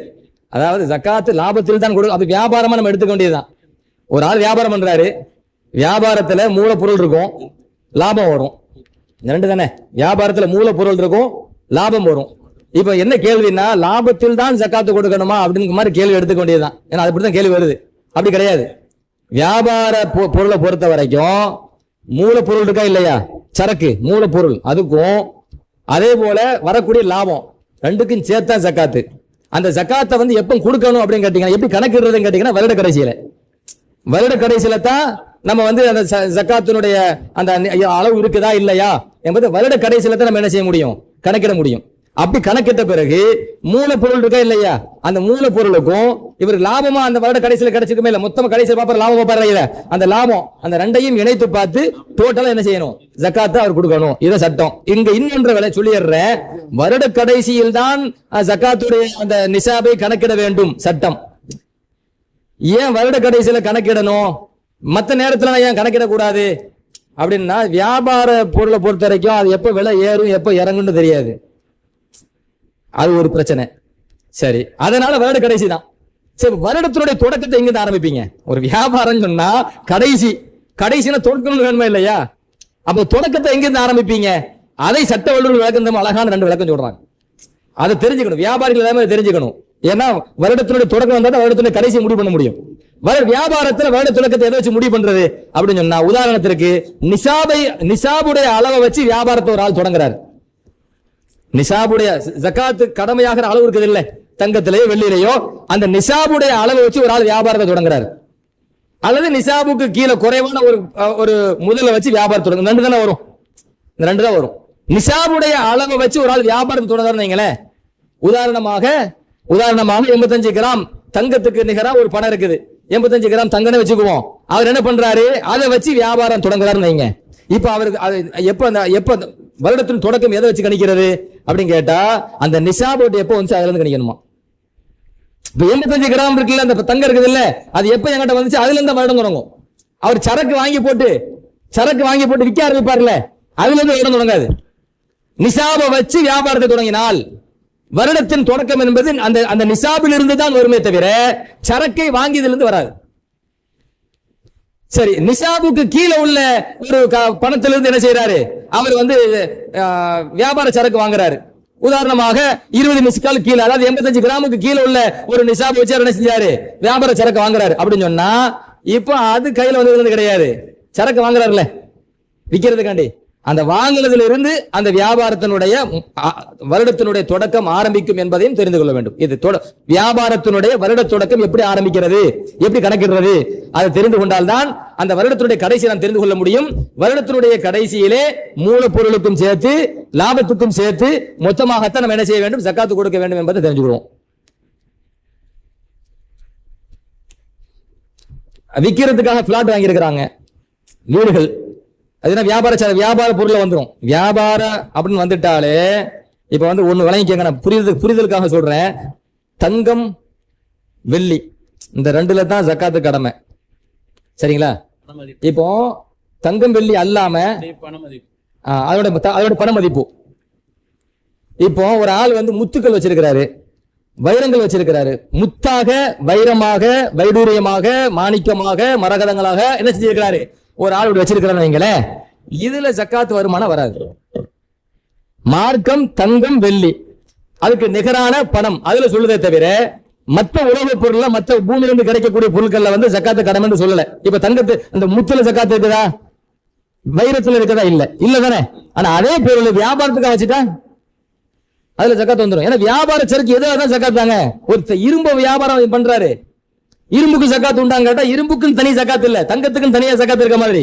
ஆனா அது வியாபார சரக்கா மாறிட்டா அவருக்கு ஜக்காத்து கடமையாகுது. வியாபார சரக்கா மாறினால ஜக்காத்து கடமையாகுது. அதே போல ஒரு வீடாக கட்டி என்ன செய்யறாரு, விற்கிறாரு. இப்ப அது வியாபார சரக்கா மாறுது. வியாபார விற்கப்படாம வச்சிருக்க அப்படிங்கிறாரு. விற்கப்படாத பிளாட்டுகளுக்கு ஜக்காத்து இருக்குதாங்கிறாரு. வியாபாரத்துக்கு வாங்கியாச்சு, வாங்கி வச்சிருக்கிறாரு, விற்பனைக்காக தான் வச்சிருக்கிறாரு. கடையில வியாபாரத்துக்கு சரக்கு வாங்கி வச்சு அது விற்பனை இல்லாம இருக்கும், விற்கவும் செய்யும். வருட கடைசியில வந்து விற்காத பொருளை தனியா கழிச்சு வச்சு வித்த பொருளுக்கு மட்டுமா ஜக்காத்து பார்ப்போம்? கிடையாது, டோட்டல் சரக்கு தான். அதே மாதிரி இவர் 10 வீடு வாங்கி போட்டிருக்கிறாரு. எப்ப அவருக்கு லாபம் வரமா இருக்கு வித்துட்டு போயிட்டே இருப்பாரு. விற்கப்படாம பல பில்டிங் பல கட்டடங்கள் இருக்குது வியாபாரத்துக்காக அப்படின்னு சொன்னா விற்காம இருந்தாலும் அந்த வியாபாரத்தின் சட்டம் தான். வருடத்தினுடைய கடைசியில மதிப்பை வைத்து என்ன செஞ்ச வேண்டியதுதான், அதுக்கு ஜக்காத்து கொடுத்துக்க வேண்டியதுதான். வியாபாரத்துக்காக இருந்த கட்டடங்கள் காரணம், சொந்த கட்டடத்துக்கு நான் பேசல, வியாபாரத்துக்காக உள்ள கட்டடங்கள் காரணத்தினால. அடுத்து ஒரு கேள்வி கேட்கிறாங்க, நாங்கள் ஒரு திட்டத்தில் முதலீடு செய்ய கடன் எடுத்து முதலீடு செய்கிறோம். நாங்கள் ஒரு திட்டத்தில் முதலீடு செய்ய கடன் எடுத்து முதலீடு செய்கிறோம். இந்த முதலீடு திருப்பி கொடுக்கப்படும். இது ஜகாத்து கணக்கீட்டில் எப்படி கருதப்படும் அப்படின்னு கேட்கிறாரு. இதுவும் மொட்டையா தான் இருக்குது. அதாவது கொஞ்சம் உதாரணத்துக்காக புரியுற மாதிரி ஒரு உதாரணப்படுத்தி இதை பேசிக்கலாம். அதாவது ஒரு திட்டத்துக்காக முதலீடு செய்ய கடன் முதலீடு வாங்குறாரு. உதாரணம் ஒரு வியாபாரம்னு வச்சுக்குவோம். அந்த வியாபாரத்துக்கு அவர்கிட்ட முதலீடு இல்லை. இப்ப முதலீடாக கடனை என்ன செய்யறாரு? வாங்குறாரு. வாங்கி அதுக்கு பிறகு என்ன செய்யறாரு? அதை முதலீடு போட்டு வியாபாரத்தை தொடங்குறாருன்னு வைங்களேன். இப்ப அதை வந்த முதலீடு என்னது? கடன். கடன் வந்துட்டாலும் திருப்பி கொடுத்தான் ஆகணும். இந்த முதலீடு திருப்பி கொடுக்கப்படும் அப்படிங்கிறாரு. கடன் வந்து திருப்பி கொடுத்தான் ஆகணும். இப்ப வாங்கி அந்த முதலீட ஜகாத்து கொடுக்கும் போது அதையும் கணக்குல சேர்க்கணுமா அப்படின்ற கேள்வி. பொதுவா நான் மீண்டும் சொல்லிடுறேன். இதுதான் வந்து நான் முதல்ல சொன்ன நிபந்தனை. அதாவது ஜகாத்து கொடுக்கக்கூடிய பொருட்கள்ல வந்து முதல் நிபந்தனை கேட்டால் மில்குத்தாம். மில்குத்தாம்னா என்ன? நம்மள்ட்ட உள்ள பொருள்ல நமக்கான முழு அதிகாரமும் நமக்கான முழு உடமையும் அதுல இருக்கணும். விளைஞ்சிங்களா? நான் ஒரு ஆள்கிட்ட வந்து கடை வாங்கியிருக்கேன்னு சொன்னா, கடை வாங்கின பொருள் எனக்கு மில்கா, எனக்கு சொந்தமான கடை சொந்தம், ஏன்னா திருப்பி கொடுத்தாகணுமே, திருப்பி கொடுத்தாகணுமே. எனவே அந்த பொருள்ல ஜக்காத்து வருமா கேட்டா வராது. நான் ஒரு ஆளுக்கு கடன் கொடுத்தேன் அப்படின்னு சொன்னா, இப்ப என் பொருள் நான் கொடுத்துருக்கிறேன். என் பொருள் நான் கொடுத்தனால நான் கடன் கொடுத்த பொருள் எனக்கு ஜக்காத்து கடமை வரும். வாங்கிய பொருளுக்கு ஜக்காத்து வருமானா வராது. காரணம் என்ன கேட்டா, அதை கடனாக பெற்றது. கடனாக பெற்ற பொருளை திருப்பி கொடுத்தே ஆக வேண்டும். இதுல மில்குத்தாம் என்பது இல்லை. எனவே ஒரு ஆளு கடனாக பெற்றிருப்பாரையானால் அந்த கடன் தொகையில ஜக்காத்து வராது. அவர் தன்னுடைய வியாபாரத்தின் மூலமாக தன்னுடைய தொழிலின் மூலமாக லாபத்தை ஈட்டிருப்பாரா இல்லையா, அந்த லாபத்துல தான் அவருக்கு ஜக்காத்து வரும். எதை கடனாக பெற்றார் அதை கடனாகத்தான் திருப்பி ஒப்படைக்க வேண்டும் என்பது எனக்கு பதில்.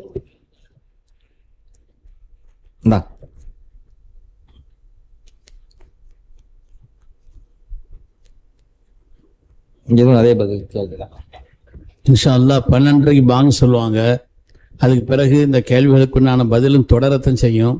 இன்னைக்கு மாத்திரம் லுஹர் தொழுகை 1:20 நடக்கும். அதனால 1:10 வரை கேள்வி பதில்கள் இன்ஷா அல்லாஹ் இருக்கும். ஒரு 10 நிமிஷம் இடைவெளி கொடுக்கும்.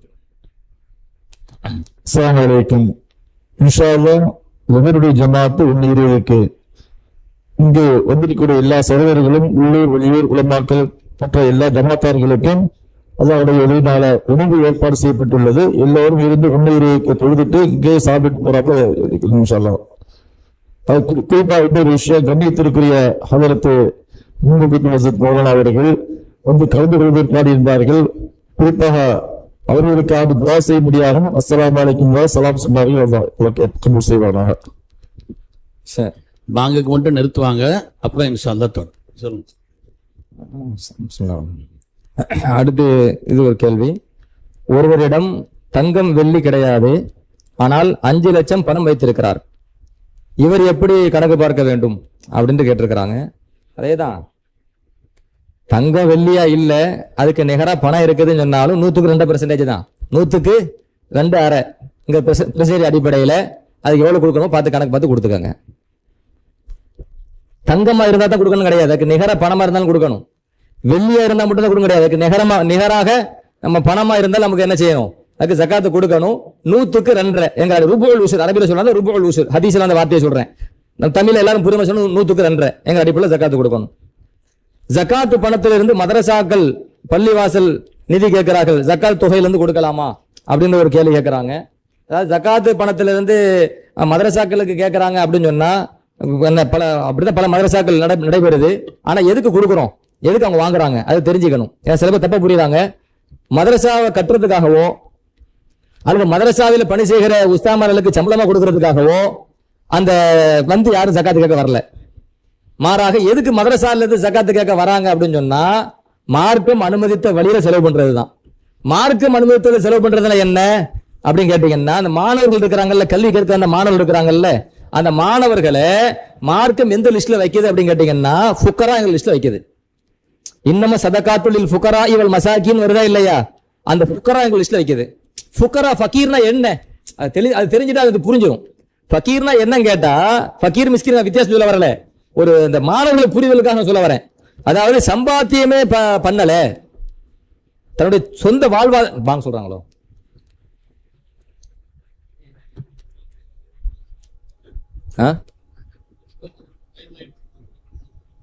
பங்கு தானே சொல்றாங்க.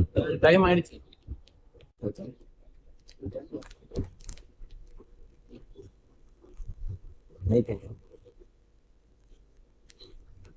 கரெக்ட் கேளுங்க.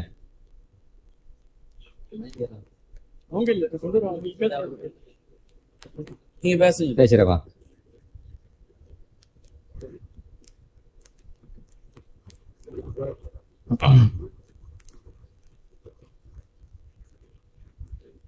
சரி. பிஸ்மில்லாஹிர் ரஹ்மானிர் ரஹீம். இந்த அடுத்தும் இந்த நகை சம்பந்தமா தான் கொஞ்சம் டிஃபரெண்டா இருக்கு, அது மட்டும் சொல்லிடுறேன். தாய் தகப்பனால் பெண் மகளுக்கு வழங்கப்பட்ட 40 முதல் 50 பவுன் நகைகளுக்கு ஜகாத்து கொடுக்க மகள் மருமகனுக்கு கடமையா என்பதை தெளிவுபடுத்தவும். ஏற்கனவே சொன்ன மாதிரி ஷாஃபி மதுஹபின் அடிப்படையில பெண்களுக்காக வழங்கப்பட்ட அணிவதற்காக வழங்கப்பட்ட நகைகளுக்கு ஜகாத்து கடமை இல்லை. ஒண்ணு. அங்க இன்னொரு விஷயத்தை தெளிவு நான் சொல்லிடுறேன். இப்ப மகளுக்கு ஜக்காத்து கடமையாகிற ஒரு பொருள் இருக்குன்னு வச்சுக்கோமே. ஒரு ஆளுடைய மகளுக்கு ஜக்காத்து கடமையாகிற மாதிரியான ஒரு பொருள் இருக்குன்னு வச்சுக்கோங்களேன். உதாரணமா அந்த பெண்ணு நகை வச்சிருக்காங்க பாத்தீங்களா, வியாபாரத்துக்காக வச்சுதான் வைங்க, அணிவதற்காக இல்லாம வியாபாரத்துக்காக ஒரு பெண்ணு நகை வச்சிருக்காங்கன்னு சொன்னா அதுல ஜக்காத்து வந்துடும். அணிவதற்காக வச்சாதான் ஜக்காத்து வராது. இப்ப ஒரு பெண்ணு வியாபாரத்துக்காக நகை வச்சிருக்கிறாங்க, இப்ப மருமகனுக்கு ஜக்காத்து கொடுக்க கடமை வருமா? இந்த கேள்வி அந்த அமைப்புல தான் போகுது. நான் மகளுக்கு ஜக்கா பிரிச்சு கொடுத்துட்டேன், இப்ப மகளுக்கு கடமையா மருமகனுக்கு கடமையா அப்படின்னா அணிகிற நகைக்கு ஜக்காத்து கடமை இல்ல. ஒரு கால் ஒரு பெண்ணுக்கு ஜக்காத்து கடமையாகிற மாதிரி நகையை வச்சு பேசுவோம், வியாபாரத்துக்கு அந்த பெண்ணு வச்சிருக்கான்னு வச்சுக்குவோம், இப்ப அந்த பெண்ணுக்கு கடமை தானே. அப்படி வரும்போது அந்த பெண்ணுக்கு ஜக்காத்து கடமையா மருமகனுக்கு கடமையா? பெண்ணுக்கு தானே கடமை, மருமகனுக்கு என்ன கடமை கேட்கிறேன். அந்த சொத்து யாருக்கு சொந்தமானது அப்படின்னு கேட்டா அந்த பெண்ணுக்கு சொந்தமானது. ஒரு பொருள் யாருக்கு சொந்தமோ அவர் தான் அந்த ஜக்காத்தை கொடுக்கணுமே தவிர, அதுதான் அவருக்கு கடமையே தவிர கடமை அல்லாத இன்னொருத்த கொடுக்கணும் இல்ல. ஜக்காத்து கடமை இல்லை என்பதை நான் தெளிவுபடுத்திக்கிறேன். வேணா இன்னும் இதை தழுவி இன்னொரு சட்டத்தை சொல்லிடுறேன். இப்ப கணவன் மனைவி இவங்களுக்குள்ள ஜக்காத்து கொடுக்கிறது, கணவன் மனைவி இருக்கலாங்க, அவங்களுக்குள்ள ஜக்காத்து. உதாரணமாக கணவன் தன் மனைவிக்கு ஜக்காத்து கொடுக்கலாமா அல்லது மனைவி தன் கணவனுக்கு ஜக்காத்து கொடுக்கலாமா? இந்த கண்ணோட்டத்துல வேணா இந்த ஒரு புதிய கோணத்தை அணுகலாம். இமாம்கள் அதையும் தெளிவுபடுத்துறாங்க. ஒரு கணவன் தன் மனைவிக்கு ஜக்காத்து கொடுக்க முடியாது. யாருக்கு ஜக்காத்து கொடுக்க முடியாது? பொது உசூல் சொல்லிடுறேன். ஒருவர் தன்னுடைய உசூலுக்கு தனது ஃபுருவுக்கு ஜக்காத்து கொடுக்க முடியாது. உசூல்னா என்ன? வாப்பா வாப்பாட வாப்பா வாப்பாட அப்படின்னு போயிட்டே இருக்கும்.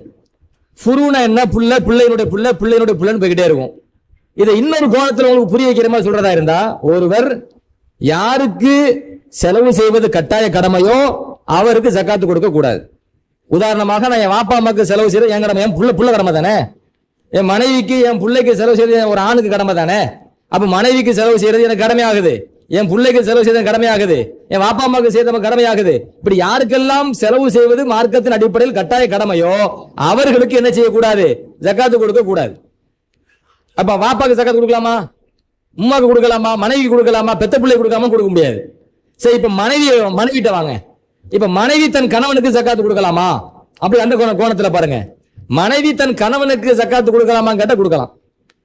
ஷாஃபி மதுஹபின் அடிப்படையில் சொல்ற பல இமாம்கள் பல கிதாபுல எழுதுறாங்க.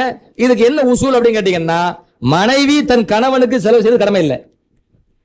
மனைவிக்கு புருஷனுக்கு சாப்பாடு போடுறது, செலவுக்கு துட்டு கொடுக்கறது, நஃபகா கிஸ்வா சுக்ரா கொடுக்கறது மனைவிக்கு கடமை இல்ல. ஒரு பெண்ணுக்கு தன் கணவனுக்கு செலவழிக்கிற கட்டாய கடமை இல்லை. ஒரு பெண் இப்பொழுது செல்வந்தலாக இருக்கின்றால், ஜக்காத்து கொடுக்கிற அளவுக்கு அவர்கிட்ட செல்வம் இருக்குது, அவ சொத்துக்கு அவ தான் ஜக்காத்து கொடுக்கணும். ஆனா அந்த பெண்ணினுடைய கணவன் அவன் ஜக்காத்து வாங்குறது ஏழையாக இருக்கின்றார் என்று வைத்துக் கொள்வோம்.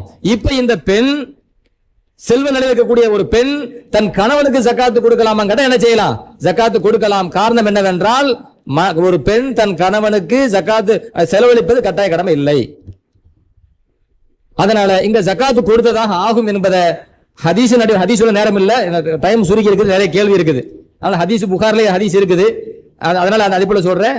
அதனால இந்த அமைப்பில் வேணா ஜக்காத்து கொடுக்கலாமே தவிர ஒரு ஆளுக்கு ஜக்காத்து கடமையானதை இன்னொரு ஆளு கொடுக்கலாமான்னு கேள்விக்கு இங்க வேலை இல்லை. சரிங்களா? அடுத்து இன்னொரு கேள்வி கேட்டிருக்கிறாங்க. என்ன கேட்டீங்கன்னா, இப்ப உதாரணமா தங்கத்துல ஒரு ஆளுக்கு ஜக்காத்து கடமையாகுது. தங்கத்துல அதாவது 100க்கு 2.5% ரூபுல் உஷுர், 100க்கு 2% கடமையாகுது. அப்படி கடமையான பிறகு அவரு கடமையானதை 100க்கு 2 ஆகுதுங்களா, இப்ப 100 ரூபா வச்சு பேசுவோம், 100க்கு 2.5, வெறும் 2.5க்கு மட்டுமா மொத்தமாவா? அப்ப 100க்கும் சேர்த்து தான் நம்ம கணக்கு பார்க்கணும். 1000 ரூபாய் இருக்குன்னா 1000க்கும் சேர்த்து கணக்கு பார்க்கணும். வெறும் அந்த ரூபாய் உசுரை மட்டும் பிரிச்சு என்ன செய்யக்கூடாது, பார்க்க கூடாது. தவிர நம்மகிட்ட இருக்கிற என்ன பணம் இருக்குதோ ஒட்டுமொத்த பணத்திலையும் ஒட்டுமொத்த நகையிலையும் ஒட்டுமொத்த வெள்ளியிலையும் தான் நம்ம என்ன செய்யணும், அந்த 100க்கு 2.5ங்கிற கணக்கு பார்த்து நம்ம என்ன செய்யணும், ஜக்காத்து கொடுக்கணும் என்பதை நம்ம தெளிவுபடுத்திக்குவோம். அடுத்து அதே இன்னொரு கேள்வி கேட்கிறாரு. ஒருவர் குடும்ப தேவையை கருத்தில் கொண்டு சம்பாதித்த பணத்துல அவர் குடும்ப தேவைக்காக ஒரு காலி நிலம் வாங்குகிறார். இந்த காலி நிலம் வாங்கியிருக்காரா இல்லையா, அந்த நிலத்துக்கு ஜக்காத்து கடமையா? அப்படி இருந்தால் எந்த மதிப்பீட்டின் அடிப்படையில் அதுக்கு ஜக்காத்து கொடுக்க வேண்டும் என்கிற ஒரு கேள்வி கேட்கிறார். நான் மீண்டும் சொல்கிறேன், சொந்த பயன்பாட்டிற்காக வாங்கக்கூடிய பொருளிலே ஜக்காத்து கிடையாது. வீடு கட்டுறதுக்காக என்ன செய்யறாரு, ஒரு நிலம் வாங்குறாரு, சொந்த பயன்பாட்டிற்காக வாங்கினது, அந்த சொந்த பயன்பாட்டிற்காக ஒரு என்ன செய்யற ஒரு நிலத்தை வாங்கியிருக்காரு அப்படின்னு சொன்னா அதுல ஜக்காத்து வராது.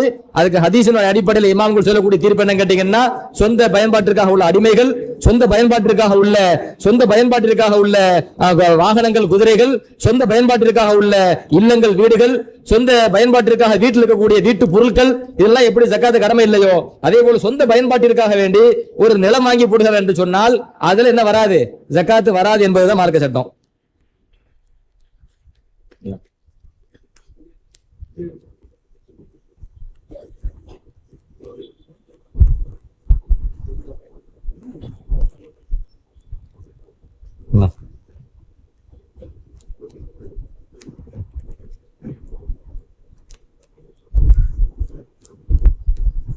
அடுத்து ஒரு கேள்வி, இது புதுசா இருக்கு.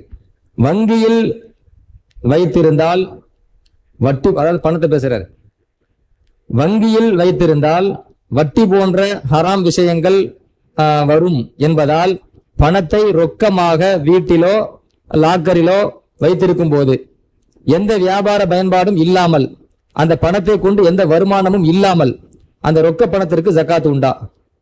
இவ்வாறு வைத்திருக்கும் பணம் வெறும் காகிதமே தவிர அதனுடைய மதிப்பு தங்கத்தை போன்றோ நிலத்தை போன்றோ மதிப்பு கூடிக்கொண்டே போகாது, மாறாக அதனுடைய மதிப்பு குறைந்து கொண்டே தான் செல்லும் என்பதை கவனத்தில் கொண்டு விளக்கம் தர வேண்டுகிறேன்.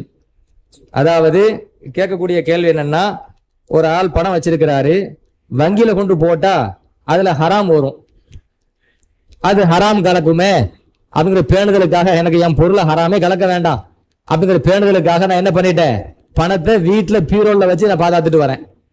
இப்ப நான் வீட்டுல பீரோல் வச்சு பாதுகாத்துட்டு வரேனா இல்லையா, அந்த பணத்துல நான் எந்த வருமானமும் பண்ணல, சும்மா தான் வச்சிருக்கிறேன். உதாரணமா ஒரு 1 லட்சம் ரூபாய் வச்சுக்கோமே, ஒரு நிசாபடி அளவு வச்சு பேசுவோம், அதுல தானே சில சர்ச்சையே, வெறும் 10 ரூபா 50 ரூபா அதுல என்ன சர்ச்சை, ஒரு 1 லட்சம் ரூபாய் வச்சு பேசுவோம், வச்சிருக்கிறாரு. அதை வச்சு அவர் எந்த வியாபாரத்துல போடல, அதை வச்சு எந்த வருமானமும் இல்லை, எந்த இன்கம் எதுவுமே இல்லை. இப்ப இதுல ஜக்காத்து நான் கொடுக்கணுமா? அடுத்து என்ன கேட்டா, அது வெறும் பேப்பர் தானே, இதுக்கு கூடிக்கிட்டே போகாத குறைஞ்சிக்கிட்டு தானே போகுது, கால மதிப்பீட்டு பதில ஜக்காத்து கொடுக்கணுமா கேட்கறாங்க. நம்ம ஏற்கனவே சொல்லிட்டோம், இது புதிய கோணத்துல கேட்டாலும் வாசிக்க வேண்டியதா போச்சு. என்னன்னா, நிசாபுடைய அளவு என்கிட்ட ஒரு பொருள் இருக்குங்க, அது தங்கமா இருக்கட்டும் வெள்ளியா இருக்கட்டும் அதுக்கு நிகரான பணமா இருக்கட்டும், அதை வச்சு வியாபாரம் பண்ணுனா வியாபார ஜக்காத்துன்னு வரும். வியாபாரம் பண்ணாம சும்மா வச்சிருந்தா தங்க ஜக்காத்து வெள்ளி ஜக்காத்து அதுக்கு நிகரான ஜக்காத்துன்னு வரும். அதை வச்சு வியாபாரம் பண்ணணும் கட்டாயம் இல்லை, அதை வச்சு நமக்கு இன்கம் வரணும் கட்டாயம் இல்லை, வேற வகையில நமக்கு என்ன வரணும், ஒரு வருமானம் வரணும் என்ற கட்டாயம் இல்லை. ஷரியத்தின் அடிப்படையில ஒருவரிடத்திலே நிசாபு இருந்து விட்டால் அது 1 வருடம் முழுமையாக இருந்தால், அதுதான் மார்க்க நிபந்தனை போட்டுச்சு. சலாசி எப்படி நிபந்தனை போடல, உங்கள்ட்ட இருக்கணும் 1 வருஷம் இருக்கணும், அந்த 1 வருஷம் அதை வச்சு நீங்க சம்பாதிக்கணும், உங்களுக்கு இன்கம் வரணும், அப்படி இருந்தால் தான் அதுல ஜக்காத்து கடமை அல்லாஹ்வுடைய தூதரும் அல்லாஹ்வும் சொல்லல. நமக்கு மார்க்கம் என்ன சொல்லி தந்துச்சுன்னு சொன்னா, நிசாபு இருக்கணும், அந்த நிசாபு ஜக்காத்து கடமையாகின்ற அளவு, அந்த அளவு ஒவ்வொருவருக்கும் முழுமையாக பூர்த்தியாக நம்மகிட்ட இருக்கணும். அப்படி இருந்துட்டா அதுல ஜக்காத்து கடமை. நீங்க பேங்க்ல போட்டு வச்சிருந்தாலும் சரி, அல்லது வீட்டுல பீரோல வச்சிருந்தாலும் சரி, லாக்கர்ல வச்சிருந்தாலும் சரி, அதன் மூலமா லாபம் வந்தாலும் சரி வராட்டாலும் சரி ஜக்காத்து கடமை தான். ரெண்டாவது, அது வெறும் பேப்பர் தானேன்னு சொல்ல முடியாது, வெறும் பேப்பர் தானே தூர போட்ட மாட்டோம், அதுக்கு ஒரு மதிப்பு இருக்குது. அந்த அப்போ உதாரணமா வெள்ளி வாங்குற அளவுக்கு பணம் இருக்குதுன்னா அது வெள்ளியுடைய மதிப்பு, தங்கம் வாங்குற அளவுக்கு கையில பணம் இருக்குன்னா தங்கத்தினுடைய மதிப்பு. அது பேப்பர் தானே அப்படின்னு சொல்லி நம்ம சும்மா யார்ட்டையும் கொடுக்க மாட்டோம், பேப்பர் தானே சொல்லி தூர போடவும் மாட்டோம். அப்ப வெள்ளி நிசாபு வாங்குற அளவுக்கு என்கிட்ட பணம் இருந்தா வெள்ளி இருக்கிற மாதிரி, தங்க நிசாபு வாங்குற அளவுக்கு என்கிட்ட பணம் இருந்தா என் கையில தங்கத்துடைய நிசாபு இருக்கிற மாதிரி. அது வெறும் பேப்பர் அல்ல, அதுக்கு மதிப்பு உண்டு. மதிப்பு இருக்க போய் தானே அதுக்காண்டி மக்கள் ஓடுறாங்க. இல்லாட்ட ஏன் ஓடணும்னு கேட்கிறேன்.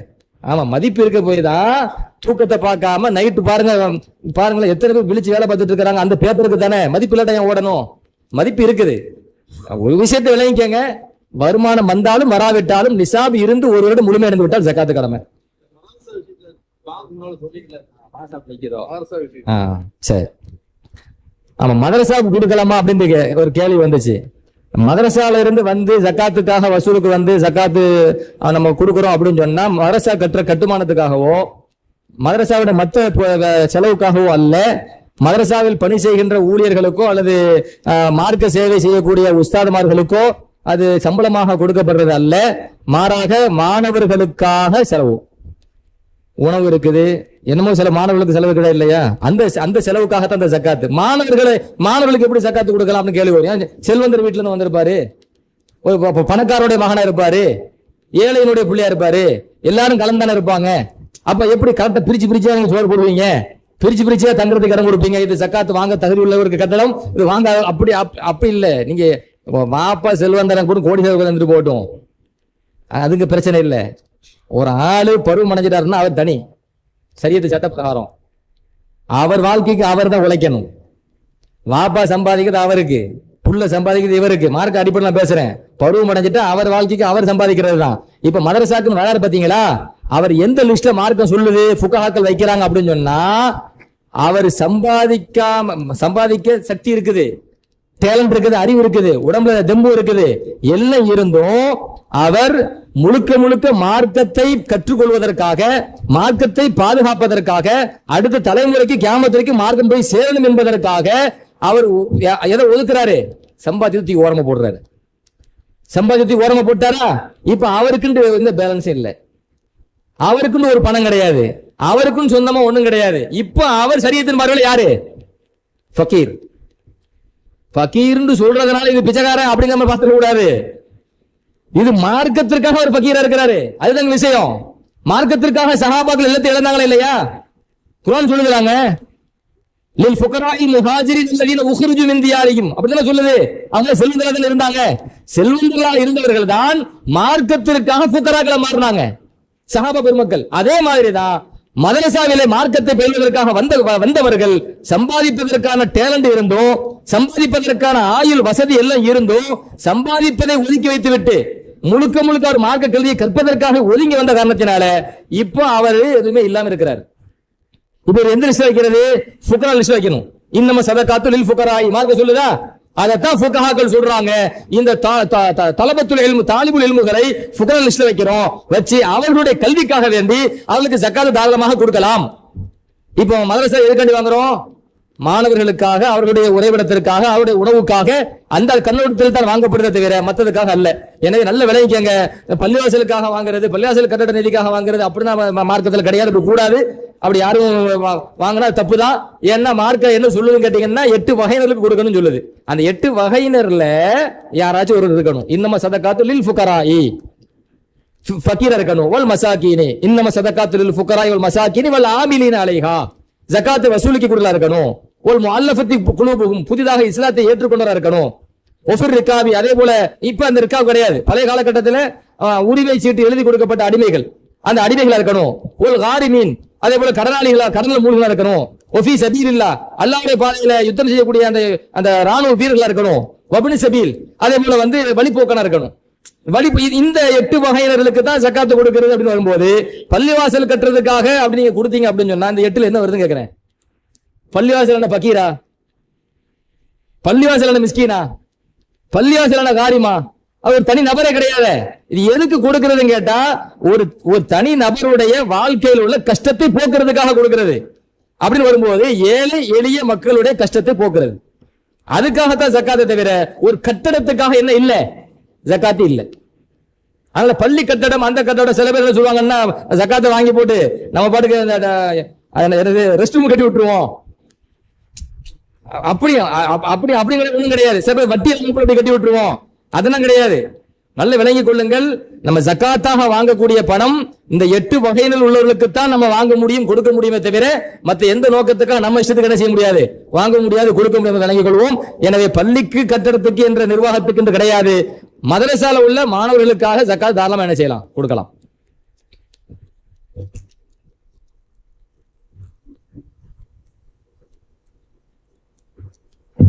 முந்தி வந்து எழுதி கொடுத்துட்டீங்களா? அதாவது நோன்பு பிறை பார்ப்பதற்கு முன்னால் ஜக்காத்து கொடுக்கலாமா அப்படின்னு ஒரு கேள்வி. பிறை பார்க்கறதுக்கு முன்னாடி கொடுக்கலாமா பின்னாடி கொடுக்கலாமா கேள்வி இல்லை. ஒரு பொருள் நம்ம கையில வந்து நிசாப சொல்றேன், தங்கத்து அதாவது ஜக்காத்து கடமையாகிற அளவு நம்ம கையில வருது, அது நம்மள்ட்ட ஒரு வருடம் முழுமை அடையுது. ஒரு வருடம் முழுமை அடைஞ்சிருச்சு அப்படின்னு சொன்னா அதுல ஜக்காத்து கொடுக்கறது கடமையாயிரும். அது ஒரு வருடம் முழுமை அடைஞ்சிட்டா கொடுத்துருங்க. குறிப்பாக அது ரமலான்ல தான் கொடுக்கணும்னு கட்டாயம் இல்லை. எனக்கு ரமலான்ல பணம் வந்துச்சு, அடுத்த ரமலான்ல எனக்கு இருக்குதுன்னா நான் ரமலான்ல கொடுக்க போறேன், நினைச்சீங்களா? எப்ப ஜக்காத்து கடமையாகுது அப்ப கொடுத்துரும். தாஜி அதாவது ஜக்காத்து கடமையானவுடன் ஃபௌரன் கொடுப்பது அதுதான் நல்லது. காரணம் என்ன கேட்ட விளக்கம் சொல்றாங்க, ஹதீஸ்கள்லயும் வருது. என்ன விளக்கம் கேட்டீங்கன்னா, நம்ம கடமையான ஜக்காத்தை நான் அடுத்த மாசம் கொடுக்குறேன் நான் தள்ளி போட்டு வச்சேன்னு வைங்களேன், கொடுக்காமலேயே மூத்து வந்துருச்சு அப்படின்னு சொன்னா அவர் குற்றவாளியா போற மாதிரி ஆகுது. எனவே நம் மீது கடமையான ஒரு வணக்கத்தை உடனடியாக நிறைவேற்றி அல்லாஹ்வுடைய பொருத்தத்தை பெற்றுள்ள போயிடலாமே. எனவே ஜக்காத்து கடமை ஆயிட்டா அது தாஜீல் பண்ணாம தாஜீல் செய்யறது அதுதான் ஏற்றமானது, அதுதான் நல்லதுன்னு சொன்ன காரணத்தினால வருடம் முடிந்து விட்டால் நமக்கு தெரியும் எப்போ ஜக்காத்து கடமையாச்சு, நமக்கு தெரியும் எப்போ வருஷம் முடியுது நமக்கு தெரியும். வருஷம் முடிஞ்சிருச்சு அப்படின்னு சொன்னா ஜக்காத்தை உடனடியாக நிறைவேற்றுவதுதான் சிறந்தது.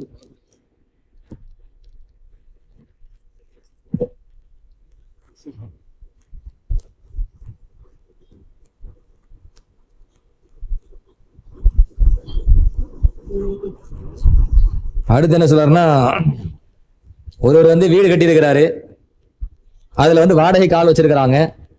வாடகைக்கு ஆள் வச்சிருக்கிறோமா இல்லையா? இப்ப வாடகை எனக்கு வருது, நான் வாடகைக்கு மட்டும் ஜக்காத்து கொடுக்கணுமா அல்லது வாடகைக்கு விட்ட வீட்டுக்கும் என்ன செய்யணுமா, ஜக்காத்து கொடுக்கணுமா அப்படின்னு சொல்லி கேள்வி கேட்கிறாங்க. அதாவது நம்ம வீடு வச்சிருக்கோமா இல்லையா, அது வந்து வீட்டுக்குன்னு சொல்லி தனி ஜக்காத்து வராது. வாடகை அவங்கள்ட்ட வாங்குறோம்ல, வாடகை வாங்குறோமா இல்லையா, அந்த வாடகைய அது நிசாபுடைய அளவு அடையுது அப்படின்னு சொன்னா அதுல ஜக்காத்து கடமையாகும். வீட்டுக்கு பயன்பாட்டு வீட்டுக்கு ஜக்காத்து கிடையாது. இது தங்கம் தான்.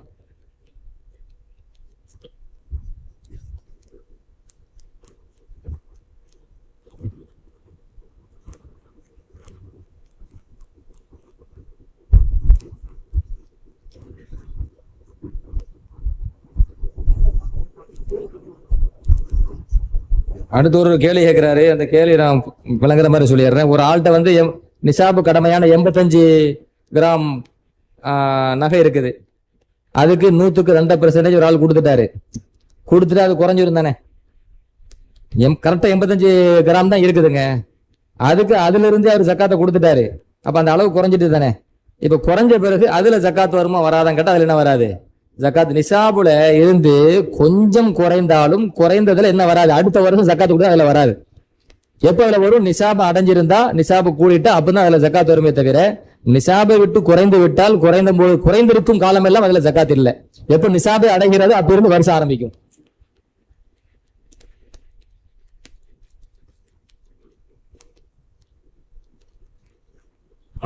இது சொல்லியாச்சு.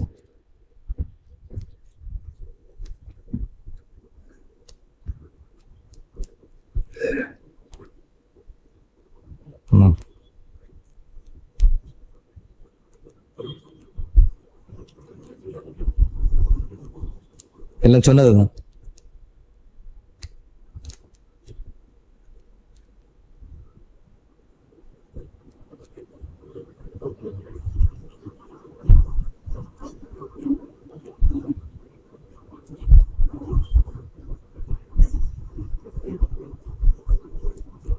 அடுத்த கேள்வி என்னன்னா, ஹராமான வருமானத்துல வந்து ஜக்காத்து கொடுக்கலாமான்னு ஒரு கேள்வி. அந்த கருத்து தான் இதுல வருது. அதாவது வட்டி தொழில் பண்றாரு, மார்க்கத்துல வட்டி கூடுமா கூடாது. உதாரணத்துக்கு சொல்றேன், வட்டி தொழில் முழுக்க அது ஃபுல்லா வட்டி தான், வர பணம் இன்கம் அனைத்துமே ஹராம் தான். அது நிசாபுடைய அளவு இருக்குது, நிசாபை தாண்டி இருக்குது. இப்ப இந்த ஹராமான பணத்துல ஜக்காத்து உண்டா அப்படின்னு கேட்டா சட்ட வல்லுநர்கள் தெளிவுபடுத்துவாங்க. அதுதான் முதல் நிபந்தனை சொன்ன பார்த்தீங்கன்னா மில்குத்தாம். அந்த மில்குத்தாம் தான் அதுக்கு பதில். அதாவது ஹராமான பொருள் நமக்கு முதல்ல நமக்கு மில்கே கிடையாதுங்க, நமக்கு அது சொந்தமே கிடையாது. ஹராமான பொருள் நமக்கு எப்படி சொந்தமாகும்? மார்க் அதை ஹராமாகிருச்சா இல்லையா, தடை செஞ்சிருச்சா இல்லையா, அது எப்படி நமக்கு மில்க் ஆகும்? ஹதீஸ்ல வரும், அல்லாஹ் சுப்ஹானஹு தஆலா மோசடி பொருள் இருந்து ஜக்காத்தை ஏற்க மாட்டான். பெருமான ஸல்லல்லாஹு சொல்றாங்க, முஸ்லிம்ல வந்து ஹதீஸ், மோசடி பொருள் இருந்து அல்லாஹ் ஜக்காத்தை ஏற்க மாட்டான். மோசடி ஹராம் தானே, அப்ப அதுல இருந்து ஜக்காத் அல்லாஹ் ஏத்துக்க மாட்டான்னு சொல்லிட்டானே ஸல்லல்லாஹு சொல்றாங்களே, அப்ப அது ஜக்காத்து செல்லாது. இப்போ ஒரு ஆள் திருடிட்டாரு, திருட்டு பொருள் நிசாப் அளவு இருக்குது, அவர் ஜக்காத் கொடுக்குறாரு, முடியுமா? ஒரு ஆள்கிட்ட இருந்து அபகரிச்சுட்டு வந்துட்டாரு, ஒரு 85 பவுன் ஒரு 100 பவுன் அபகரிச்சுட்டு வந்துட்டாரு, வந்து என்கிட்ட நிறைய இருக்குங்க, இதுல ஜக்காத் வச்சுக்கோங்க. எப்படிங்க திருட்டு பொருளுக்கு அபகரிக்கப்பட்ட பொருளுக்கு ஜக்காத்து வரும்? அதுதான் சொல்ல வரோம், யா அய்யுஹல்லதீன ஆமனு அன்ஃபிகு மின் தொய்யிபாத்தி மா கஸபத்தும். அல்லாஹ் குர்ஆன்ல சொல்றானே, யா அய்யுஹல்லதீன ஆமனு அன்ஃபிகு மின் தொய்யிபாத்தி மா கஸபத்தும். நீங்கள் சம்பாத்தியம் பண்றீங்களா இல்லையா, அதுல ஹலாலான அந்த செல்வத்துல இருந்து ஜக்காத்து கொடுக்கணும், செலவு பண்ணணும். ஹராமா சம்பாதிச்சு அதுல இருந்து கொடுங்கன்னு அல்லாஹ் குர்ஆன்ல சொல்லல. மின் தொய்யிபாத்தி மா கஸபத்தும்ங்கற, தொய்யிபாத்னா ஹலால்னு அர்த்தம். ஹலாலான பொருள்ல இருந்து ஜக்காத்து கொடுங்க அல்லாஹ் சொல்றான். ஆனா ஹராமான பொருளுக்கு வந்து ஜக்காத்து கொடுக்கலாமா, அது நிசாப் இருந்தாலும் கொடுக்கணுமா கூடாதா, அந்த கேள்விக்கே வேலை இல்ல. அது நமக்கு சொந்தமே இல்லை அந்த பொருள், அதோட பதில் சொல்லணும். நம்ம சொந்தமான பொருளுக்கே பதில் சொல்ல இருக்குது, இதுல ஹராமும் சேர்ந்து என்ன ஆகும்?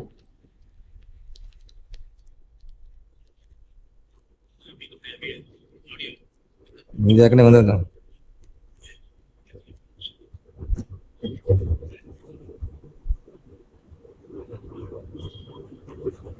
இது வந்ததுதான்.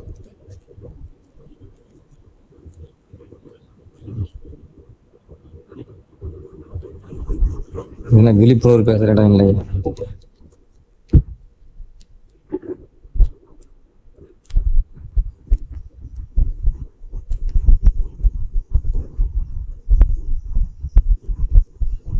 சரி,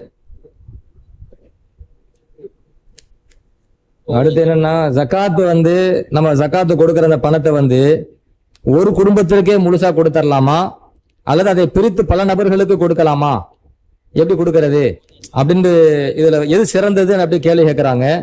இந்த சுருக்கமா இதை பத்தி நான் ஒரு தெளிவுரை சொல்லிடுறேன். 8 வகையினருக்கு ஜக்காத்து கொடுக்கணும் குர்ஆன் சொல்லுதா? ஃபுகராக்களுக்கு கொடுக்கணும், மிஸ்கின்களுக்கு கொடுக்கணும் குர்ஆன் சொல்லுதா? அது எந்த அடிப்படையில கொடுக்கிறது, எது சிறந்தது? இப்ப ஏழைகள், ஃபக்கீர்னா என்ன, சின்ன வித்தியாசம் சொல்லிடுறேன். ஒரு ஆளுக்கு ஒரு நாளைக்கு 100 ரூபாய் செலவாகுதுன்னு வைங்களேன், ஒரு நாள் செலவு உதாரணத்துக்கு சொல்றேன் 100 ரூபாய் வருதுன்னு வைங்களேன், அவர் மொத்தமே சம்பாதிக்கிற எவ்வளவு 25 ரூபா தான் சம்பாதிக்க முடியுது. அவருக்கு எவ்வளவு தேவைப்படுது? 75 ரூபாய் தேவைப்படுது. அவருக்கு வருமானம் 25 ரூபா தான் வருது. இவர் அன்றாடத்தை ஓட்ட முடியுமா? இந்த மாதிரி இருந்தா ஃபக்கீர், இந்த மாதிரி இருந்தா அவருக்கு என்ன பேரு? ஃபக்கீர். வித்தியாசப்படுத்துறேன். மிஸ்கின்னா என்ன? ஒரு நாள் 100 ரூபாய் செலவு பண்ணணும், 100 ரூபாய் செலவு பண்ணணுமா இல்லையா? அவருக்கு அன்றாட வருமானம் எவ்வளவு வருதுன்னு கேட்டீங்கன்னா 60 ரூபாய் 70 ரூபாய் வருது. அவருக்கு தேவை எவ்வளவு இருக்குது? 30 ரூபா 40 ரூபாய் தேவை இருக்குது. இப்படி இருந்தா ஒரு மிஸ்கின். ஃபக்கீருக்கும் மிஸ்கினுக்கும் என்ன வித்தியாசம் கேட்டா, ஃபக்கீர் ரொம்ப கஷ்டப்படுறாரு, அன்றாட நாள ஓட்டா. மிஸ்கின் அவரும் கஷ்டப்படுறாரு, கொஞ்சம் கஷ்டப்படுறாரு. இது ரெண்டுக்கும் வித்தியாசம். இதுல ரொம்ப கஷ்டப்படுறவர் ஃபக்கீர், சரியா? ரொம்ப கஷ்டப்படுறவர் ஃபக்கீர். அதனாலதான் அல்லாஹ் முதல்ல இன்னம சதகாத்து லில் ஃபுகராக்களை முதல்ல சொல்றான், மிஸ்கின் ரெண்டாவது சொல்றான், ஃபுகஹாக்கள் அது விளக்கம்னு சொல்லுவாங்க. சரி, இது வித்தியாசம். இப்ப என்னன்னா, இந்த ஜக்காத்து கொடுக்கறமா இல்லையா, ஃபக்கீர்களுக்கு மிஸ்கின்களுக்கு ஜக்காத்து கொடுக்கிறது எப்படி அவங்களுக்கு கொடுக்கிறது? அதை ஃபுகஹாக்கள் சட்டம் எழுதும் போது எப்படி சட்டம் எழுதுறாங்கன்னா, ஒரு வருடத்துக்கு தேவையான அளவு அவங்களுக்கு கொடுத்துருங்க. சில பேர் சொல்றாங்க ஆயுளுக்கு தேவையான அளவுக்கு கொடுத்துருங்கிறாங்க. இப்போ எனக்கு ஜக்காத்து கடமை, இப்ப எனக்கு செல்வம் இருக்குது, நான் ஜக்காத்து கொடுக்குற அளவே என்கிட்ட 1 லட்சம் ரூபா தான் வருது, நான் 1 லட்சம் ரூபா ஜக்காத்து கொடுக்கணும், நான் போய் அவர் ஆயுள் முழுக்க கொடுக்க முடியுமா? அது என்ன எதுக்கு சொல்றாங்கன்னா, ஆளை பொறுத்து மாறுபடும். அதுவும் சொல்ல வரேன், ஆளை பொறுத்து மாறுபடும். நான் பெரிய கோடீஸ்வரனா இருக்கிறேன், நானே பல கோடி ஜக்காத்து கொடுக்க இருக்குது. அப்போ ஒரு ஏழைக்கு நான் வந்து தேவை எடுக்கிறேன்னா, சரி ஆயுளுக்கு முழுக்க அவருக்கு ஜக்காத்தை கொடுத்துருவோம், கஷ்டப்படாம இருக்கட்டும். அல்லது ஒரு வருஷத்துக்கு தேவை ஜக்காத்தை கொடுத்துரும், கஷ்டப்படாம இருக்கட்டும். இது அவரவருடைய இன்கம் பொறுத்து, ஜக்காத்து கொடுக்கிற அளவை பொறுத்து மாறுபடும். எல்லாருமே இப்போ அதே மாதிரிதான் கடனாளிக்கு ஜக்காத்து கொடுங்க மார்க்கம் சொல்லுது. கடனாளிக்கு ஜக்காத்து கொடுங்க அப்படின்னா, இப்ப ஒரு ஆள் கடன் வாங்கியிருக்காரு, எவ்வளவு வாங்கியிருக்காரு, அவருக்கு எவ்வளவு கடன் கொடுக்க இருக்குது? ஒரு 5 லட்சம் கடன் கொடுக்கணும் வைங்களேன். அவரால் எவ்வளவு கடன் கொடுக்க முடியும்? இன்கம் வருது, அன்றாட வாழ்க்கையை ஓட்ட முடியுது, எவ்வளவு கடன் அடைக்க முடியுது அப்படின்னு சொன்னா முக்கி முக்கி முக்கி பார்த்தா அவரால் 1 லட்சம் தான் அடைக்க முடியுது, மிச்சம் 4 லட்சம் அடைக்க முடியாம கஷ்டப்படுறாரு. இப்போ கடனாளிகளுக்கு ஜக்காத்து கொடுங்க அப்படின்னு மார்க்கம் சொல்லுது பாருங்க. இவருக்கு 5 லட்சத்தையும் தூக்கி கொடுங்கன்னு அதுக்கு அர்த்தம் கிடையாது. அவரால் எவ்வளவு முடியலையோ அவ்வளவு கொடுங்கன்னு அர்த்தம். 4 லட்சம் முடியலையா, அவருக்கு 4 லட்சத்தை கொடுங்க. சரி 4 லட்சத்தை கொடுங்கன்னு வந்து போச்சு. அப்படிதானே வருது, நியாயமா இதுதானே? இப்ப எனக்கு நான் ஜக்காத்து கொடுக்க வேண்டிய அளவு 1 லட்சம் தான் இருக்குது. நான் போய் அவங்க எங்க போய் 4 லட்சம் கொடுக்க முடியாது தானே? அப்ப அளவு மாறுபடுதா? அப்ப அவரவர்கள் தான் அந்தந்த அளவுக்கு ஏத்த மாதிரி என்ன செய்ய முடியும், ஜக்காத்தை கொடுக்க முடியும். எனவே ஒரு ஆளுக்கு கொடுக்கிறதா பல குடும்பத்துக்கு கொடுக்கிறதா என்பதை அவர் வரக்கூடிய இன்கமை பொறுத்து அவர் பார்த்து ஜக்காத்தை கொடுத்துக்க வேண்டியதுதான். ஏன்னா 1 லட்சம் ரூபாய் கொடுக்குற மாதிரி இருக்குது அப்படின்னு சொன்னா நான் அதுக்கு தகுந்த மாதிரி ஆட்களை பார்த்து நான் கொடுத்துருவேன். பெரிய கோடீஸ்வரனா இருக்கிறேன், நிறைய கோடி நான் கொடுக்குற மாதிரி இருக்குது அப்படின்னு சொன்னா அதுக்கு தகுந்த மாதிரி ஆட்களை நான் தேர்வு செஞ்சு அவங்களோட தேவையை பூர்த்தி செய்ய நான் கொடுத்துக்குவேன். ஆனா ஒரு தப்பு நம்ம செய்ய வேண்டாம். என்ன தப்புன்னு கேட்டீங்கன்னா, ஜக்காத்து கொடுக்குறேங்கிற பெயர்ல 1 கிலோ அரிசி, ஜக்காத்து கொடுக்குறேங்கிற பெயர்ல ஒரு 2 வேட்டி 2 சேலை இப்படி வாங்கி வச்சு வரிசையில நிக்க விட்டு டோக்கன் கொடுத்து ஒரு சேலைக்கும் ஒரு அரிசிக்கும் நம்ம வந்து கொடுத்து போட்டு அவங்களோட வறுமை போக்கிட முடியுமா? கொஞ்சம் யோசிங்களேன். ஜக்காத்துடைய நோக்கம் என்னங்க? ஜக்காத்துடைய நோக்கம் என்ன? ஜக்காத் அன்னமா வளர்ச்சி. அது கொடுப்பவருக்கும் வளர்ச்சி இருக்கணும், வாங்குறவருக்கும் வளர்ச்சி இருக்கணும். கொடுப்பவருக்கு என்ன வளர்ச்சி? ஜக்காத்தை கொடுக்கறதுனால ஜக்காத்தை வாங்குறாரு பாருங்க, அவர் துவா செய்யறாரு, அந்த துவாவுடைய பரக்கத்து நம்ம செல்வத்தில் கிடைக்குது. கொடுத்தவருக்கு வளர்ச்சி. அல்லாஹ் குர்ஆன்ல சொல்றான், நீ ஜக்காத்தை கொடு உனக்கு ரெட்டிப்பாக்கி தரேங்கிறான். கொடுத்தவருக்கு வளர்ச்சி. வாங்குறவருக்கு என்ன வளர்ச்சி? வாங்கியவருடைய கஷ்டம் கொஞ்சம் போகணுமா இல்லையா? அதுதான் வாழ்க்கையை வளர்ச்சி. வெறும் 1 கிலோ அரிசியை கொடுத்து போட்டு ஒரு 2 வேட்டியை கொடுத்து 2 சேலையை கொடுத்து போட்டு உனக்கு ஜக்காத்து கொடுத்துட்டேன் அப்படின்னு அவருக்கு பிரிச்சு இப்படி பிரிச்சு கொடுக்குறோம் அப்படின்னு சொன்னா கடமையானது கொடுத்துட்டாரு, கடமை நீங்குது. ஆனா அவருக்கு அவருடைய கஷ்டம் நீங்கல, ஒரு ஏழையுடைய கஷ்டம் நீங்கல. அப்ப கொடுக்கிற அளவை அவரவருடைய வருமானத்துக்கு ஏத்த மாதிரி ஒருவருடைய கஷ்டம் போகிற அளவுக்கு கொடுங்க. அது கொடுக்கறவங்களுக்கு தான் தெரியும். அந்த பகுதி மக்கள் அந்த மக்கள் தெரிவாங்களா இல்லையா? என் உறவு கஷ்டப்படுதுன்னு சொன்னா என் உறவு எவ்வளவு கஷ்டப்படுது எனக்கு தெரியுமா இல்லையா? நான் எவ்வளவு சம்பாதிக்க எவ்வளவு கொடுத்தாங்க அவன் கஷ்டத்தை போக்க முடியும் தெரியுமா இல்லையா? இது அவரவர்கள் முடிவு பண்றது, அவருடைய வருமானத்தை இன்கம் வச்சு முடிவு பண்றது. எனவே ஒரே ஒரு நிபந்தனை, நீ எந்த ஏழைக்கு கொடுத்தாலும் அவருடைய கஷ்டத்தை போக்குற அளவுக்கு கொடுங்க. இதான் ஜக்காத்துடைய நோக்கம் நிறைவேறும்.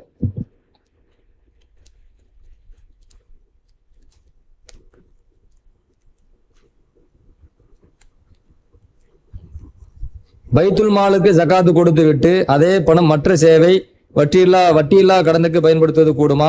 இயக்கங்கள் வசூல் செய்யும் அதுல ஜக்காத்து என்ன அப்படின்னா கேள்வி வருது. அதாவது பொதுவாக சொல்லிடுறேன், இந்த பைத்துல் மால் வந்தனால சொல்ல வரேன். ஏன்னா இன்னைக்கு பைத்துல் மால் வந்து ஒரு புதிய ட்ரெண்ட்ல ஓடிட்டு இருக்குது. அதுக்காண்டு சொல்றேன், பைத்துல் மால் மூலமா கொடுத்தா தான் ஜக்காத்து செல்லும், இல்லாட்ட செல்லாது அப்படிங்கிற ஒரு மார்க்கத்துக்கு முரணான ஒரு கருத்து இன்னைக்கு மக்களுக்கு மத்தியில வந்து சில நபர்களால் அது வேகமாக பரப்பப்படுதுங்கிற காரணத்தினால ஜக்காத்து வந்து தனியா கொடுத்தா செல்லுமா செல்லாதா அப்படின்னு கேட்டீங்கன்னா, தனியா ஜக்காத்து கொடுத்தாலும் செல்லும் என்பதற்கு ஏராளமான சான்றுகள் இருக்கின்றது.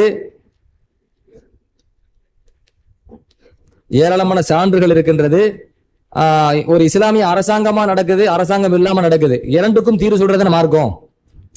எங்க இஸ்லாமிய மார்க்கம் அது வந்து குறுகிய வட்டத்துக்கு மட்டும் தீர்ப்பு சொல்லிட்டு போகல, கியாமத்து வர இருக்கிற அத்தனை பிரச்சனைகளுக்கும் தீர்வு சொல்லிட்டு போகுது. அப்ப இஸ்லாமிய ஆட்சி நடைபெறக்கூடிய ஒரு பகுதியா இருந்தா அதுக்கும் தீர்வு சொல்லணும் மார்க்கம். இஸ்லாமிய ஆட்சி நடைபெறாத பகுதியா இருக்குது, அங்க மக்கள் வாழ்றாங்க அப்படின்னு சொன்னா அந்த மக்களுக்கும் தீர்வு சொல்லியிருக்கணும் மார்க்கம். அப்ப இந்த இரண்டுக்கும் பொதுவாக தான் ரசூலுல்லாஹி ஸல்லல்லாஹு அலைஹி வஸல்லம் தீர்ப்பு சொல்லியிருக்கிறாங்க. அவங்க இஸ்லாமிய ஆட்சிகள் நடைபெறுகின்ற சமயத்துல ஒரு ஆட்சியாளராக இருக்கக்கூடியவர், அந்த ஆட்சியாளர் என்ன செய்கிறாரு, ஜக்காத்தை வசூலுக்கு ஆள் போட்டு அவர் இந்த ஜக்காத்தை வசூலிச்சு யார் யார் ஏழைன்னு சொல்லி ஆட்சியாளர் லிஸ்ட் இருக்குமா இல்லையா? கவர்மெண்ட் லிஸ்ட் இருக்க தானே செய்யும், யார் யார் ஏழை யார் யார் பணக்காரன்னு சொல்லி. அப்ப அந்த ஆட்சியாளர் இடத்துல லிஸ்ட் இருக்கிற காரணத்தினால அவர் அந்த லிஸ்டின் பிரகாரம் என்ன செஞ்சிருவாரு, பிரிச்சு கொடுத்துருவாரு, யாருக்கு எவ்வளவு தேவை கணக்கு வச்சு கொடுத்துருவாரு. இது ஆட்சி அதிகாரம் நடைபெறக்கூடிய இடமா இருந்தா பெருமானார் ஸல்லல்லாஹு அலைஹி வஸல்லம் அதுக்கு வழிகாட்டி இருக்கிறாங்க. அப்படி வழிகாட்டிய மாணவி ஸல்லல்லாஹு அலைஹி வஸல்லம் தன்னுடைய செயல் மூலமாகவும் இல்லாமல் தன்னுடைய சொல் மூலமாகவும் பல வழிகாட்டுகள் நடத்துறாங்க. அதுல ஒரு வழிகாட்டுல என்ன கேட்டீங்கன்னா, பொருளுக்கு உடைமைதாரர், ஒரு பொருளுக்கு சொந்தக்காரர் அவரே தனியாக தான் விரும்பிய நபர்களுக்கு ஜக்காத்து கொடுக்கலாமாங்கிற என்ன செய்யலாம், ஜக்காத்து கொடுக்கலாம். மார்க்க வழிகாட்டுதுங்க. உதாரணத்துக்கு சொல்றேன், ஒரு சில ஹதீஸ் சொல்றேன். உதாரணத்துக்கு இப்ப வந்து ஜக்காத்து வந்து உறவினர்களுக்கு கொடுக்கலாமா? பெருமானார் ஸல்லல்லாஹு அலைஹி வஸல்லம் பதில் சொல்றாங்க. என்ன பதில் சொல்றாங்க? உறவுக்கு கொடுங்க அப்படிங்கிறாங்க. உறவுக்கு கொடுங்க, நீ உறவுக்கு கொடுத்தா 2 நன்மை கிடைக்கும் அப்படிங்கிறாங்க மாணவி ஸல்லல்லாஹு அலைஹி வஸல்லம். நீ உறவுக்கு கொடுத்தா 2 நன்மை கிடைக்கும். என்ன 2 நன்மை? ஒன்னு ஜக்காத்து கொடுத்த நன்மை, இன்னொன்று சிலத்துர் ரஹம், உறவை சேர்ந்து வாழ்ந்த என்கிற நன்மை, ரெண்டுமே கிடைக்குங்கிறாங்க. இப்ப இந்த உரிமை செல்லாஸ் யார் கையில கொடுக்குறாங்க? பொருளுக்கு உடைமைதாரர் தானே. இப்போ நான் நபி என்ன சொல்றாங்க, உறவு கூட ரெண்டு நன்மை கிடைக்குங்கிறாங்க. என் கையில பணம் இருக்குது, நான் என் உறவுக்கு போய் கொடுத்தேன், ரெண்டு நன்மை கிடைக்கும் தானே. இப்ப மார்க் எனக்கு தனிநபர் ஜக்காத் கொடுக்க அனுமதிக்குதா இல்லையா? ஒரு பைத்துல் மால்ல போய் கொடுத்தா அவங்க மூலமா ஜக்காத்து கொடுத்தா தான் ஜக்காத்து செல்லுங்கிற ஒரு சட்டம் கிடையாது. இவங்க என்ன சொல்லிட்டாங்கன்னா, தொழுகை நோன்பு அல்ல அடுத்தடுத்து சொல்றான், வஅகீமு ஸலாத்த வஆத்து ஸகாத்த, வஅகீமு ஸலாத்த வஆத்து ஸகாத்த, தொழுகையை நிலைநாட்டுங்கள், ஜக்காத்தை கொடுங்கள். தொழுகையும் நோன்பையும் அல்லாஹ் ஒண்ணா சொன்னான். அது எப்படி இன்னைக்கு மக்கள்கிட்ட கொண்டு போகப்படுது அப்படின்னு சொன்னா, தொழுகையை ஜமாத்தா தானே தொழ வேண்டும். ஆமா, ஜகாத்தை ஜமாத்தாகத்தான் கொடுக்க வேண்டும், கூட்டாகத்தான் கொடுக்க வேண்டும். தனியவர் கொடுத்தால் செல்லாது. இங்க எப்படி செல்லாதுன்னு வந்துச்சு? இப்ப அடுத்து நம்ம கேள்வி கேட்போம் இல்லையா? அப்ப ஜமாத்தா தான் தொழுவணும். ஒரு ஆள் தனியா தொழுதாரு, சுபு தொழுகையா செல்லுமா செல்லாதா? முன்ஃபரிதா தொழுதாரு, செல்லுமா செல்லாதா?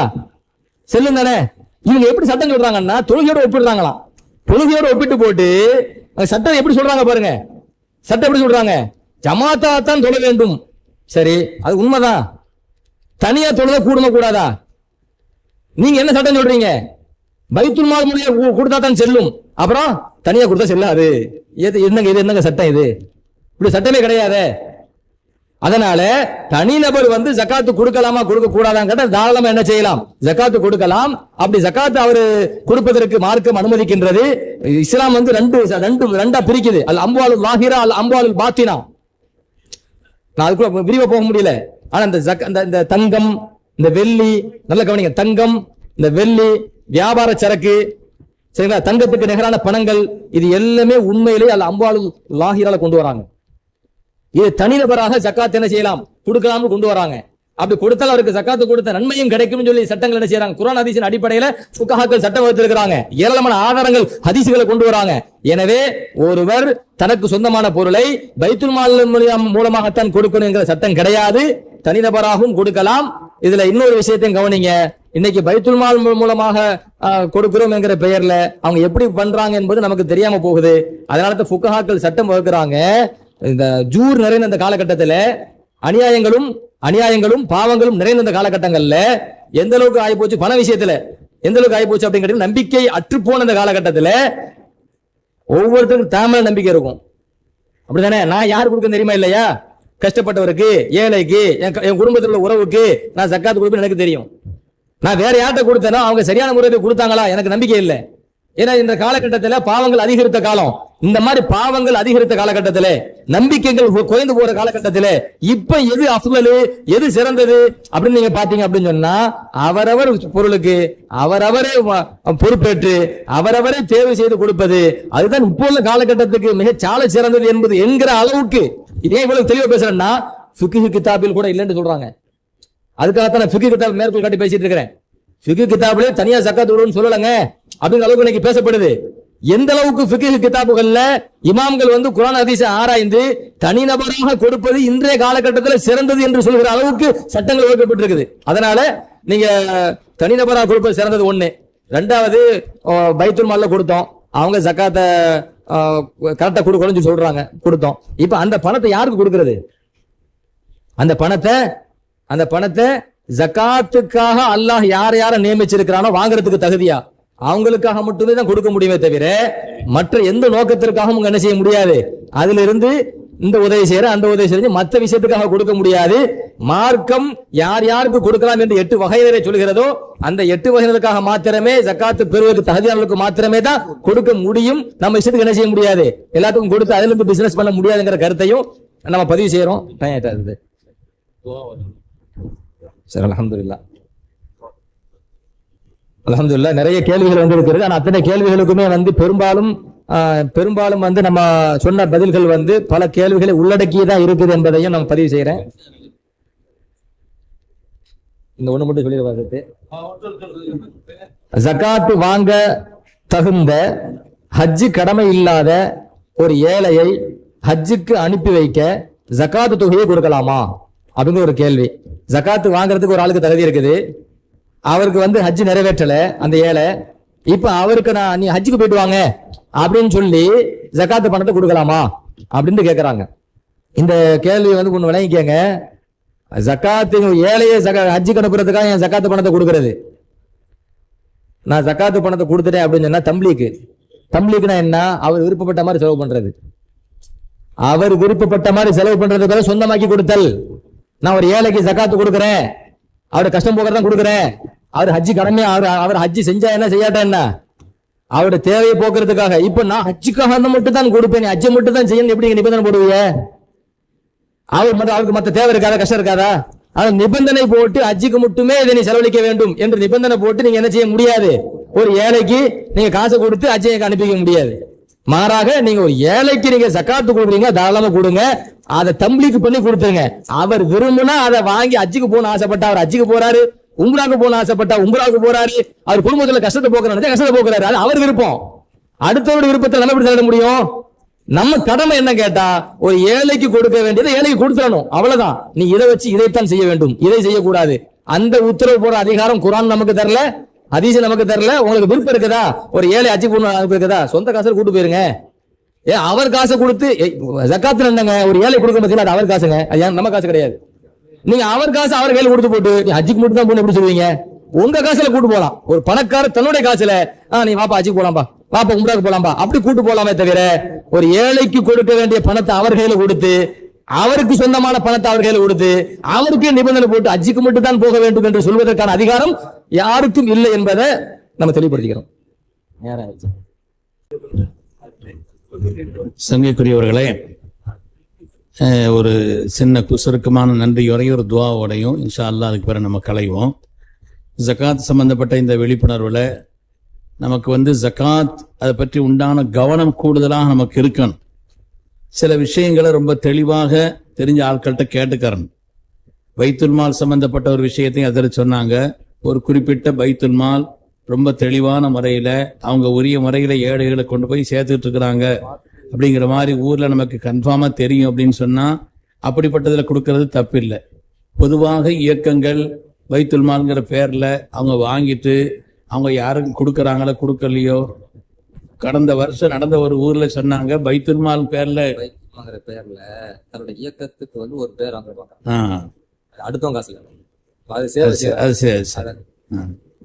கடந்த வருஷம் நடந்த ஒரு கூட்டத்துல அந்த ஊர்ல பைத்துல் மால் பேரால நாங்க பணம் வாங்கிட்டு 3 வருஷத்துக்கு மேல கொடுக்காம இருந்திருக்கிறாங்க. இந்த ஜக்காத்து பணத்தை நாங்க அதை இன்னும் வச்சிருக்கிறோம்னு சொல்லிட்டு அந்த கூட்டத்தில் இருந்த ஆளே சொன்னாங்க. அதனால அவங்க உரிய முறையில தகுதியான ஆட்களுக்கு, சில இடங்கள்ல உலமாக்களை கொண்டு நடக்குதுன்னு சொல்றாங்க, சில ஆட்கள் கண்ணியமான ஆட்களை கொண்டு நடக்குதுங்கிறாங்க. அப்படி இருந்து முறையான ஆட்களை கொடுப்பாங்கன்னு தெரிஞ்சுன்னா சரி. இல்ல அவங்க கொடுக்கலன்னு சொன்னா இவர் ஜக்காத்தை கொடுத்தவராக கணக்கிடப்பட மாட்டார். அதை ஞாபகம் வச்சுக்கணும். அதனால அருமையானவர்களே, இப்ப நிறைய விஷயங்கள் கேள்விகள் இன்னும் இருக்கத்தான் செய்யுது.